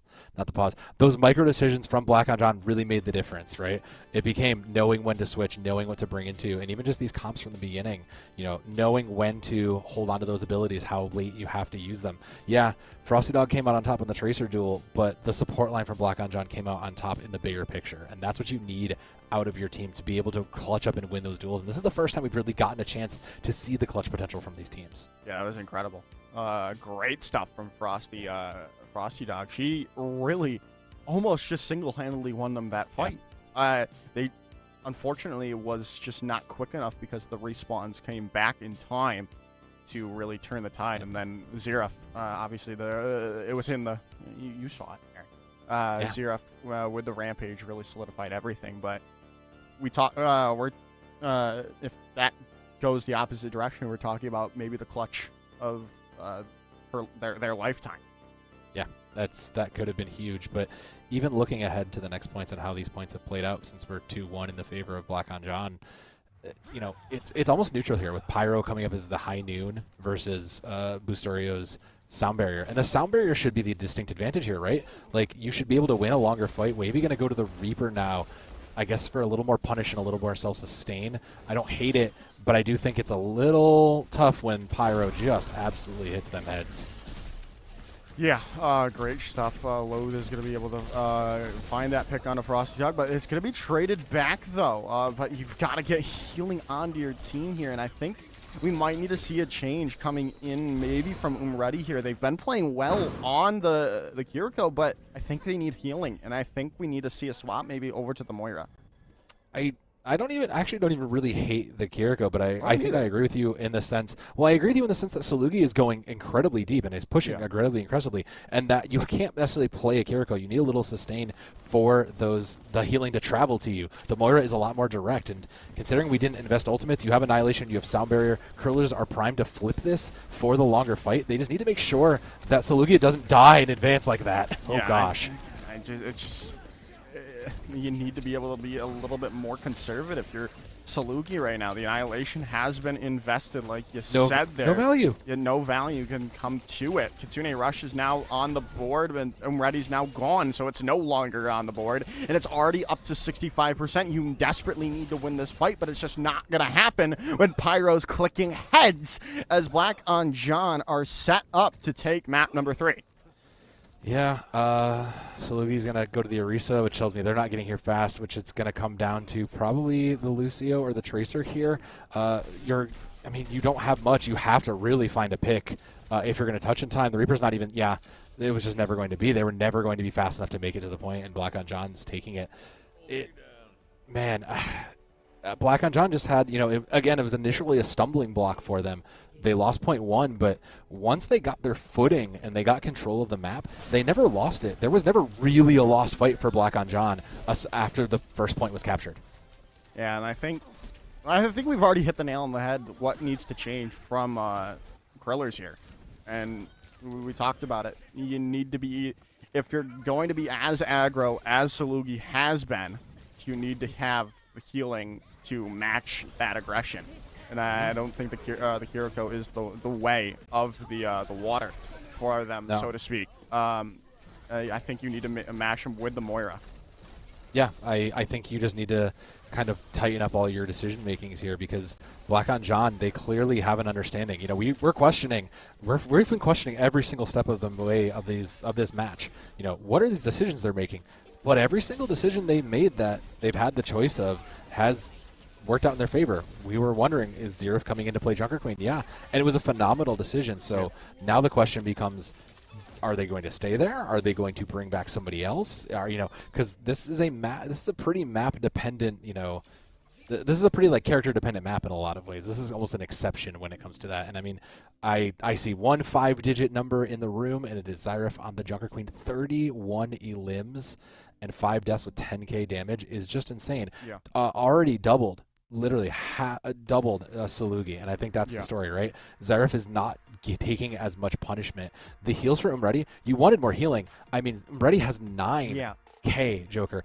I don't know that he can do more in this regard. I think it's just being punished for being way too aggressive on the side of the Krillers. Well, I agree with you. I think the healing is there, but I think it needs to be more direct. I don't know how to explain, it needs an Ana or something. I get what you're saying. Ana or even just that, or the Baptiste. The Baptiste was working well when they were on that Reinhardt. You had to make the swap when you got rid of the Reinhardt, but I think everything's saved here if you go into the Moira if you're Umredi. Well, I think the other part easier. I agree with you. But the other part to this is how these Tracers are doing. Yeah. And you can see it, Frosty Dog coming in off the bench, not quite able to live up to Loathe, who's got a little warm-up time here. Keeping up, but just not nearly the number of elims, almost half to the deaths. I mean, Frosty Dog put in some good work on that, but considering Tracer is still a dominant force, you need your Tracer player to be able to self-sustain, but also make sure they stick those bombs. The final blows are close, so it tells me that they're at least targeting and finishing those low-value targets, but Frosty Dog just isn't quite living long enough to make an impact in these fights, is what it feels like. Yeah, no, I agree. I was gonna say that those final blows was a lot more indicative to what the Tracer is doing. Like you said, it is you are meant to get those final blows if you are a Tracer player. Yeah. And then I mean, it kind of is skewed because we saw those 4 solo kills, and that was kind of in that last fight there on that one, the 1 point of so it kind of skews things out of proportion. So maybe with that, we're talking about a very different stat line between Frosty Dog and Loathe there. Yeah. Well, we've got a new map and we've got new shenanigans ahead because we've got new Queen Street for this one. And the one thing that you can get away with new Queen Street is those tracers, is those sombras. So many small little hidey holes to get in and out of. And all right, here's a little consistency for us, Joker. We've got some swaps coming in for BlackonJohn, and this brings me a little bit of a sigh of relief. Yeah, Raw Dogger coming back into the tank role, and Xerath going back over to the DPS role, looking to finish it off here on a new Queen Street. No swaps coming in from Krillers there as well. And I think, again, it wasn't really I think it's just, it wasn't, your players weren't doing enough. I think it was just the comp differential and not having that the heroes to match the aggression that was coming in from Saluki. Yeah, kind of right off the bat even. You know, we were looking at the Junker Queen versus the Reinhardt, and just, you know, that's a known. Like, you know you have a good matchup if you are playing into Reinhardt, and that to me just tells me that, you know, like, we're still playing into this, okay, we're not willing to adapt. I mean, I'm just here because, like I said, like BlackonJohn making these changes makes total sense. Raw Dogger is their other tank player. We saw them play Reinhardt. You can play Reinhardt here. They're a ball player at heart, so maybe we'll see that. It's not great here, but I wouldn't be shocked if we tried to make it. The bigger thing is that Xerath is going back to DPS, and we saw how much of a nuisance they were on that DPS role. They were outstanding on tank. They absolutely did their part there, but they were just phenomenal these first couple naps on DPS, so that has to be concerning if you're the Krillers when you see that block in. Yeah, definitely. We did have a disconnect in the lobby. Unfortunately, Bustio Rio is DC'd out. And thankfully, though, it was in the beginning of the map, so it's not going to make a difference either way besides the pause timer, which has to be low for both of these two teams already. Yeah, I have to imagine we are really testing the rule book here because at some point, I think we've used most of our pauses. So Krillers would be, if that's the case, Krillers would be down a DPS and be playing 4v5, or I'm sorry, they'd be down support. Their Lucio player, which would be a bit detrimental. But, you know, I guess what's good for the goose is good for the gander. BlackonJohn had to do it. Unfortunately, it's just match point, and, you know, Krillers going in 4v5 mean that this is basically all done. Yeah, okay. It looks like, though, that won't be the case. I'm ready in the match chat saying that he's getting back online now. So, should be a matter of moments until we get into the lobby and see if BlackonJohn can, in fact, close it out here. Or are we going to a map number 5?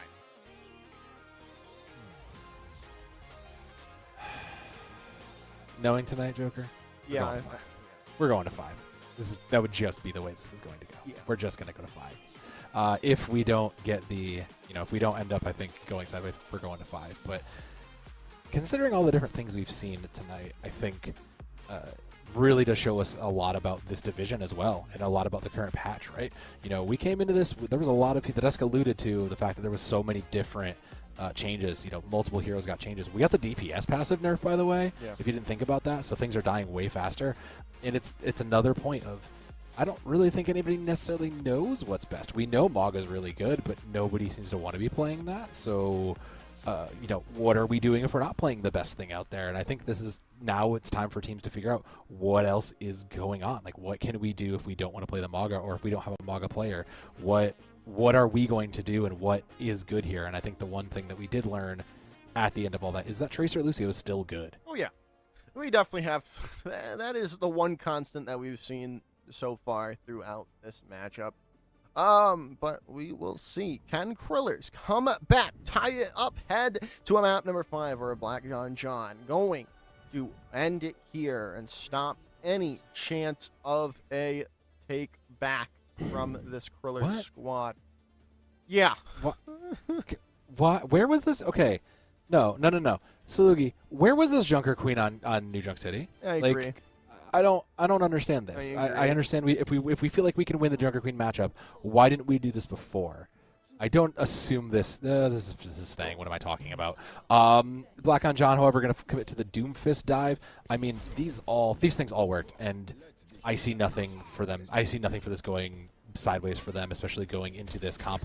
It is a good anti-dive comp for the Krillers, but they really need to tighten up their focus if they are going to punish correctly. Yeah, Hot Dog is just going to take them out of the fight already. And, yeah, this is just going to be a quick way. Maybe not. Yeah, no, the virus is going to help take them out. Yeah, it's just going to have to be a reset for our Krillers here. Yeah, I mean, again, if you can't focus down, like the Krillers comp is good for that, and they're going to commit to even more anti-dive, and I respect that. That's the right call. They're going to bring in the Orisa and the Sombra and just play them defensively. I agree, but you still have to maintain that target focus, because right now, Xerath is sitting at 61 to a Pulse Bomb twice, a Frosty Dog, and that tells me that BlackonJohn is doing significantly more damage and focusing down those targets, completing kills, as opposed to Krillers, who's already lost Wavy Creature. It's like the direct counter to Doomfist. How do you let that happen? As now Xerath is going to take down Frosty Dog as well. This is just not looking good. It's worst case scenario. Yeah, it's just not looking good for him. It says Xerath is going to keep looking forward and keep on helping take down characters, and well, the rest of the team are getting the kills. It's a three-man hit squad, Joker. It's just the Tracer, Sombra, and Lucio just going in and targeting whoever they want. The Doomfist will catch up eventually. Yeah, who's that? Is that Guts back there pushing Cart? Because they don't even need the healing. They are still doing fine. Curler's going to swap in. Wavy going to go over to Cassidy, and it hasn't been 2 minutes, and they've already gotten. Hasn't even been 2 minutes. They've already gotten butt scratch, and we have EMP. BlackonJohn has EMP and Pulse Bomb. Like, this is 2 fights in a row. They are just going to win this, and Krillers are now even further behind in ult charge. Yeah. Well, the Wavy Creature, though, is going to find Guts out, though, with a nice EMP is just going to... And it's not going to even matter with the first pick coming into their way. The Slugi is going to find Kylo out, but you're so low, you can't really make a difference. But hey, the Pulse Bomb is going to find Raw Dogger out, and Frosty Dog still alive, going to force the recall out of Xerath, but is going to go down. But are you going to push with this low numbers? Yeah, I guess you are. I mean, you just need... This is push. You have to build... as much of a pace as you can. Every single inch counts. Even if you're winning fights, this team is still very mobile, so they'll be back. And Pyro's just going to hit the opening pick anyways on Sombra, so you're not too worried, I think. Yeah, not at all. As Yak did come through as boost Rio, and that's I feel bad for him right there. Pulse Bomb invested, Soundbeer as well coming through, and that should just be that. It might just be the map here.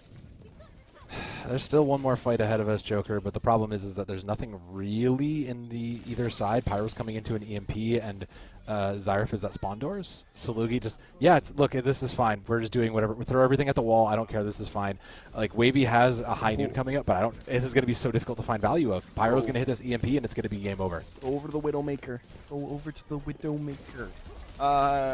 You have to try something, really, and that one-shot potential is just... would be huge right now. Especially, I mean, speaking of 1% potential, Deadeye coming in, and they are going to be able to find Raw Dogger out. And now, things can turn around. Obviously, there is still 6 minutes on this timer here, Mr. Soev Danum. So there's still a chance this could turn on its head. It is. There is a chance, but this is a great lead for our BlackonJohn, Joker, like you said. They've given everything. They got their win con. They don't need to worry about anything else. Krillers...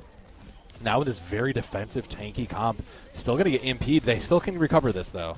Yeah, but then there's picks coming through from BlackonJohn.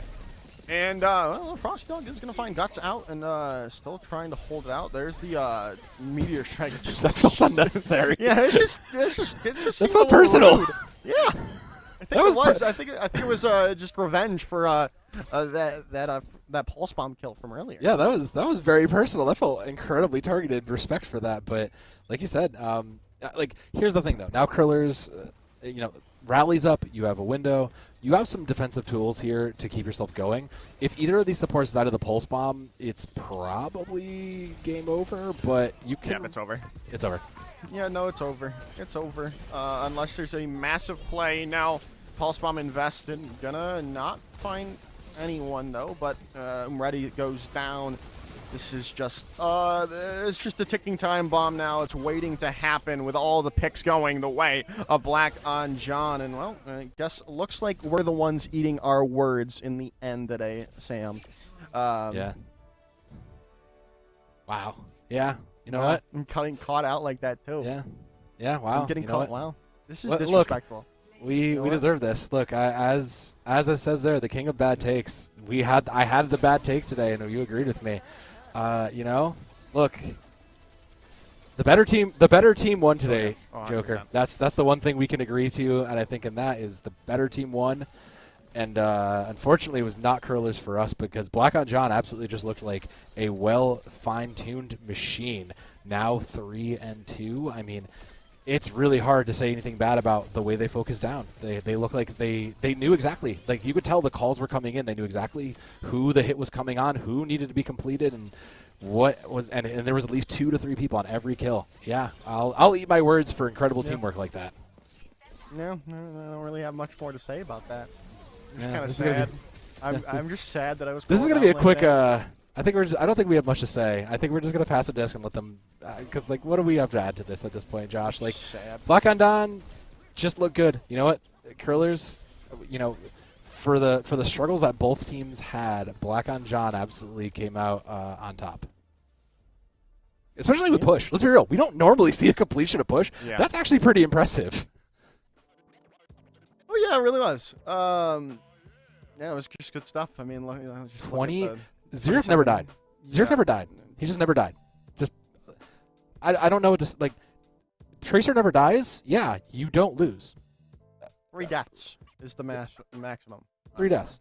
Yeah. I don't even know what to say. Like, look, I am supposed to do words here. There are no words other than Zerif. Like, Zerif just won the game. Zerif did the lobby. He did the Overwatch, and the rest of the team helped out. Like, not to say that it was just the Zerif show, but like, I don't know, man. The desk is gonna have way better words about this than we will. We're also gonna get yelled at by. I'm gonna get yelled at for my words earlier from to Billy. Look, we went. Look, statistically speaking, Krillers probably should have been the favorite team, but that's the thing about Overwatch, right? Is you love to see it when underdogs, as Billy, I can see him yelling at me now. As we love to see it, underdogs come up from behind and take that, and that's what we live for, this competitive Overwatch scene. So, all right, Joker, should we just send it over to him? Or should we give it to him? Yeah, guys, go ahead, have your fun. We deserve this. Give it back to Billy. Take it away. Take this awful mess away from us and just go ahead and rip into us, please.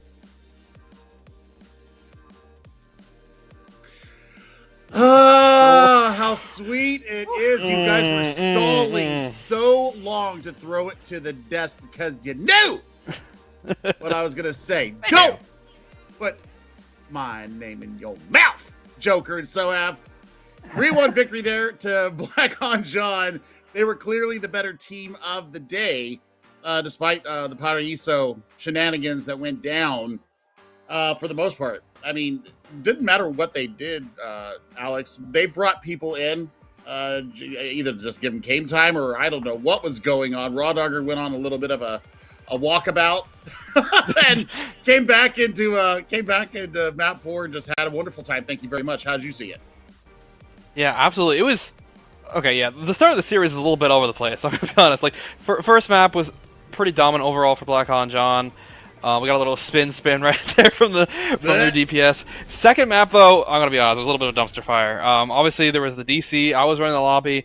You know, we paused, asked them, like, hey, we can wait for your player, or you can 4v5, and they didn't really want to wait. Just 4v5 the map. And the moment I saw them 4v5ing on the map and actually making pretty decent progress, even without that, I was like, okay, they actually look somewhat better now, missing a player. This is weird.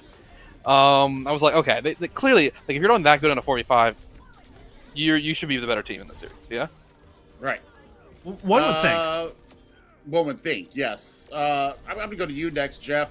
You know, the silliness aside here in Paraíso, I mean, Flashpoint, New Junk City, there was a couple of times where we saw the Tracer player for Krillers Shadow getting work done, but wasn't able, the rest of the team wasn't able to come back and finish out a map, especially Bomb Flats is the one that really stands out to me. They took both the supports out and still end up losing that sub map. It was tough. It's hard to pinpoint exactly what went wrong for Krillers. I can't help but feel that they almost kind of got psychologically bamboozled by BlackonJohn. It was BlackonJohn, they play that 4v5 like we're talking about. We have Raw Dogger go on that walkabout. Meanwhile, Kylo picks up Wrecking Ball in map 2. Like, okay, they dropped that one. But here, Zyref comes in on the Joker Queen and just dominates. And I'd have to agree with our casters. I'd have to agree with Joker and Soev. Like, what is Salugi doing? Salugi comes in and brings the Joker Queen in later, but plays Rhine for the most of this map. I don't know if that was just a little bit of hubris, thinking, oh, Zyref's not a tank player, I'll just play the Rhine. And then that comes around and bite him. Either way, Zyref looked fantastic, whether on the Junker Queen or in the DPS role. Easily my player of the match, just for being able to float around in different roles and still look so good. I mean, Ray, I'm going to come to you last year, fellow color caster extraordinaire. New Queen Street was just one-way traffic. I mean, there was like maybe 2 stops from Krillers. Zyref never died. And as a Tracer player, I mean, if you don't die as a Tracer player, you're doing something right. What did you see?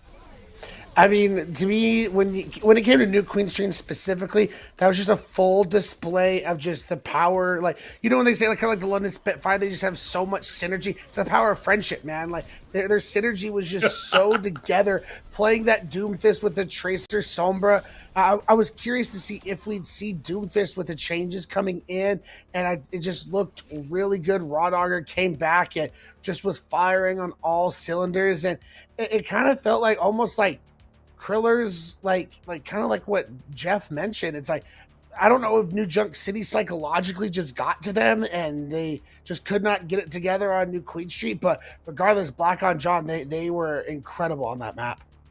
The EMP, when they EMP'd both supports and they immediately drop on both supports who have their ults, and they managed to kill off both of them in that little window, in that 3-second window, before the rally can come out, before the Ant Matrix can come out. Like, that was exceptional. That was, really good teamwork. And by New Queen Street, BlackonJohn, they were dialed in. They were one brain cell.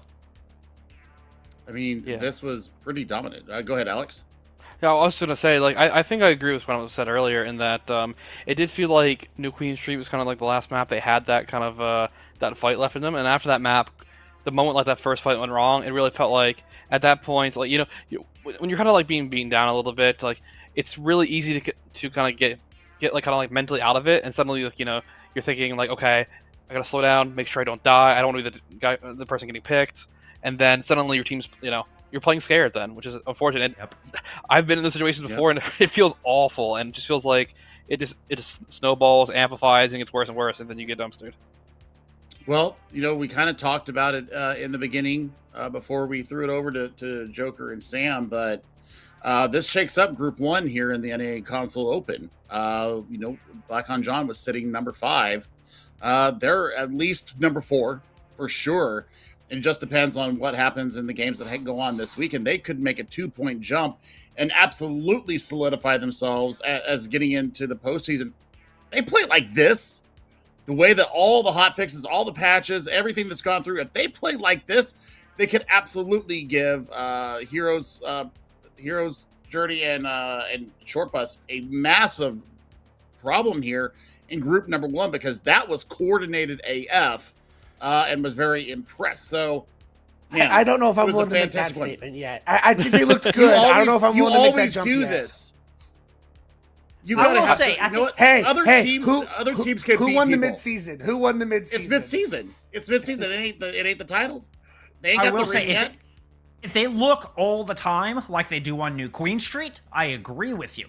But my concern is, even in this match, that there was a lot of inconsistencies with BlackonJohn. They've got to iron that out if they're going to be a top competitor.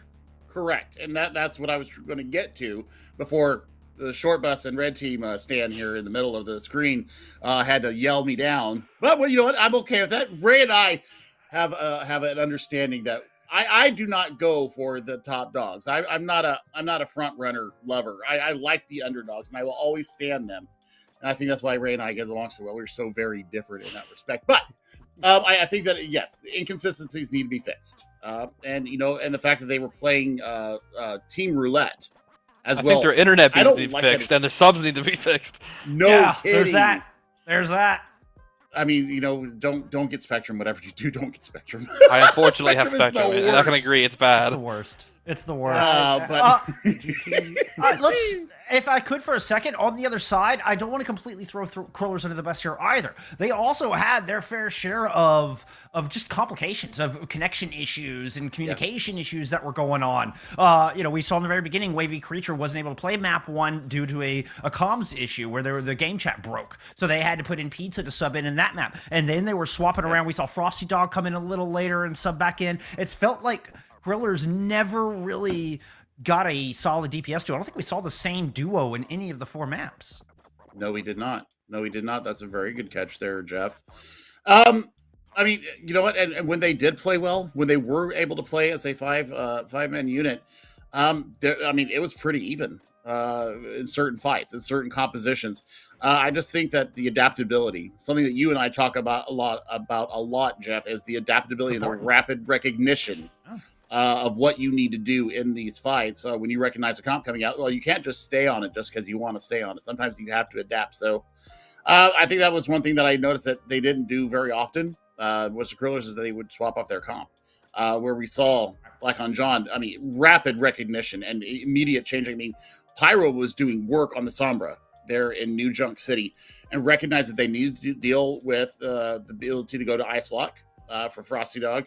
Or I'm sorry, for the other DPS, Wavy, and then also being able to deal with Frosty Dog on those flanks. So they bring the Cassidy out, and the grenades already started working the magic right away. So rapid recognition there. Let's talk about player of the match, though. As you know what, we are just about at the end of the night here, and I tell you what, I had 2 in mind, but I think that we all unanimously agree that tank or DPS, Zyref absolutely owned the lobby tonight, and they are your MVP for the night. Jeff, absolutely. Give me your thoughts. I mean, we saw the same game, but I mean, there was things that I was absolutely thrilled to see, especially the Junker Queen play on New Junk City. I just from the get-go, right out of the gate, we saw Cairo and Zyref working together and taking these crazy off angles. It was actually a Headrummer who was like, keep an eye on those two. They're just running together and taking these crazy flanks. Sure enough, and they were finding massive value with it right out of the gate. Honestly, yeah. Thank you. Yeah, we gotta give the pauses an honorable mention there. Thank you, Hippie. We appreciate that from our production. Oh God, Ray. Go ahead, Chef. No, that's fine. I can't. I've said my point. I said my piece. Let's move on. All right, Ray. I mean, give me your favorite Zyref play of the night. Even though Kylo was actually in my mind because of the speed engage and stuff like that. So, I mean, what was your favorite Zyref moment of the night? Make it quick. I mean, I think it was on New Junk City when they're on bomb flats and we see them just hit this absolutely nasty Gracie knife onto the May of Krillers? Yeah, Krillers. Thank you. We're We're like literally all 3 of us in the call. We're like, ooh, like we're like, dang, that was nasty. Yeah, I mean, we're pretty expressive people here when we watch these matches. We're like, oh, it's like Friday meme. Oh, Alex, to close out the love parade here for Zyref. I mean, give me your favorite. I mean, you were observing or doing stats all night, but I mean, you were watching the same thing. Give me your favorite moment of the night before we get out of here. I think for me, it was honestly just the flexibility they had. I mean, throughout the series, Zyref was playing quite a number of heroes throughout it and looking pretty good on all of them, honestly. I mean, we saw them on tank, we saw them on multiple DPS heroes. I was running the lobby itself, so when they baited us a little bit on second map with what characters, what people were playing, which heroes. So I made sure I was asking, when they did the subs, and they put them on tank. I'm like, are they playing tank? Are you sure? And they said yes, for this map. I mean, hey, it worked out. It worked out pretty well. Indeed. 3 tank players on 4 maps and they win. Just let that one sink in, friends. Yeah, I'm seeing Raw Dogger just sitting on the bench. I'm like, so I know this guy plays Junker Queen. Well, week 5. I've been damn good, Junker Queen. Week 5 here on Friday Night Overwatch is just about at the end. I mean, we've got, all the changes that have come through. We've got another, 3 weeks here before we have our break week. There may be some interesting things coming down the line for that week. I know that Ray is trying to get something set up. I am excited for that. If that goes down, that's going to be a lot of fun. And Alex, I know that we have Kunoichi coming up later in the year. We've got a whole circuit for that. It's going to feed into the Calling All Heroes that was announced today, along with Overwatch Collegiate. So, I mean, lots of stuff coming down the line. Everybody, make sure that you are following us here on Twitch. Make sure you're following us on Twitter. Keep your stream ping or stream notifications on so you know when we come on here. There's going to be quite a few games hopefully casted this weekend. We're getting towards the end of it. Season 13 has been a banger so far. Oh, I can't believe I'm saying that. Season 13, and we are riding the wave here. So, for all of us here in the desk and Hippie and his fantastic production team, have a wonderful rest of your Friday. And you know what? Happy St. Patrick's Day this weekend. Don't drink too much if you're able to. We'll see you all later, guys.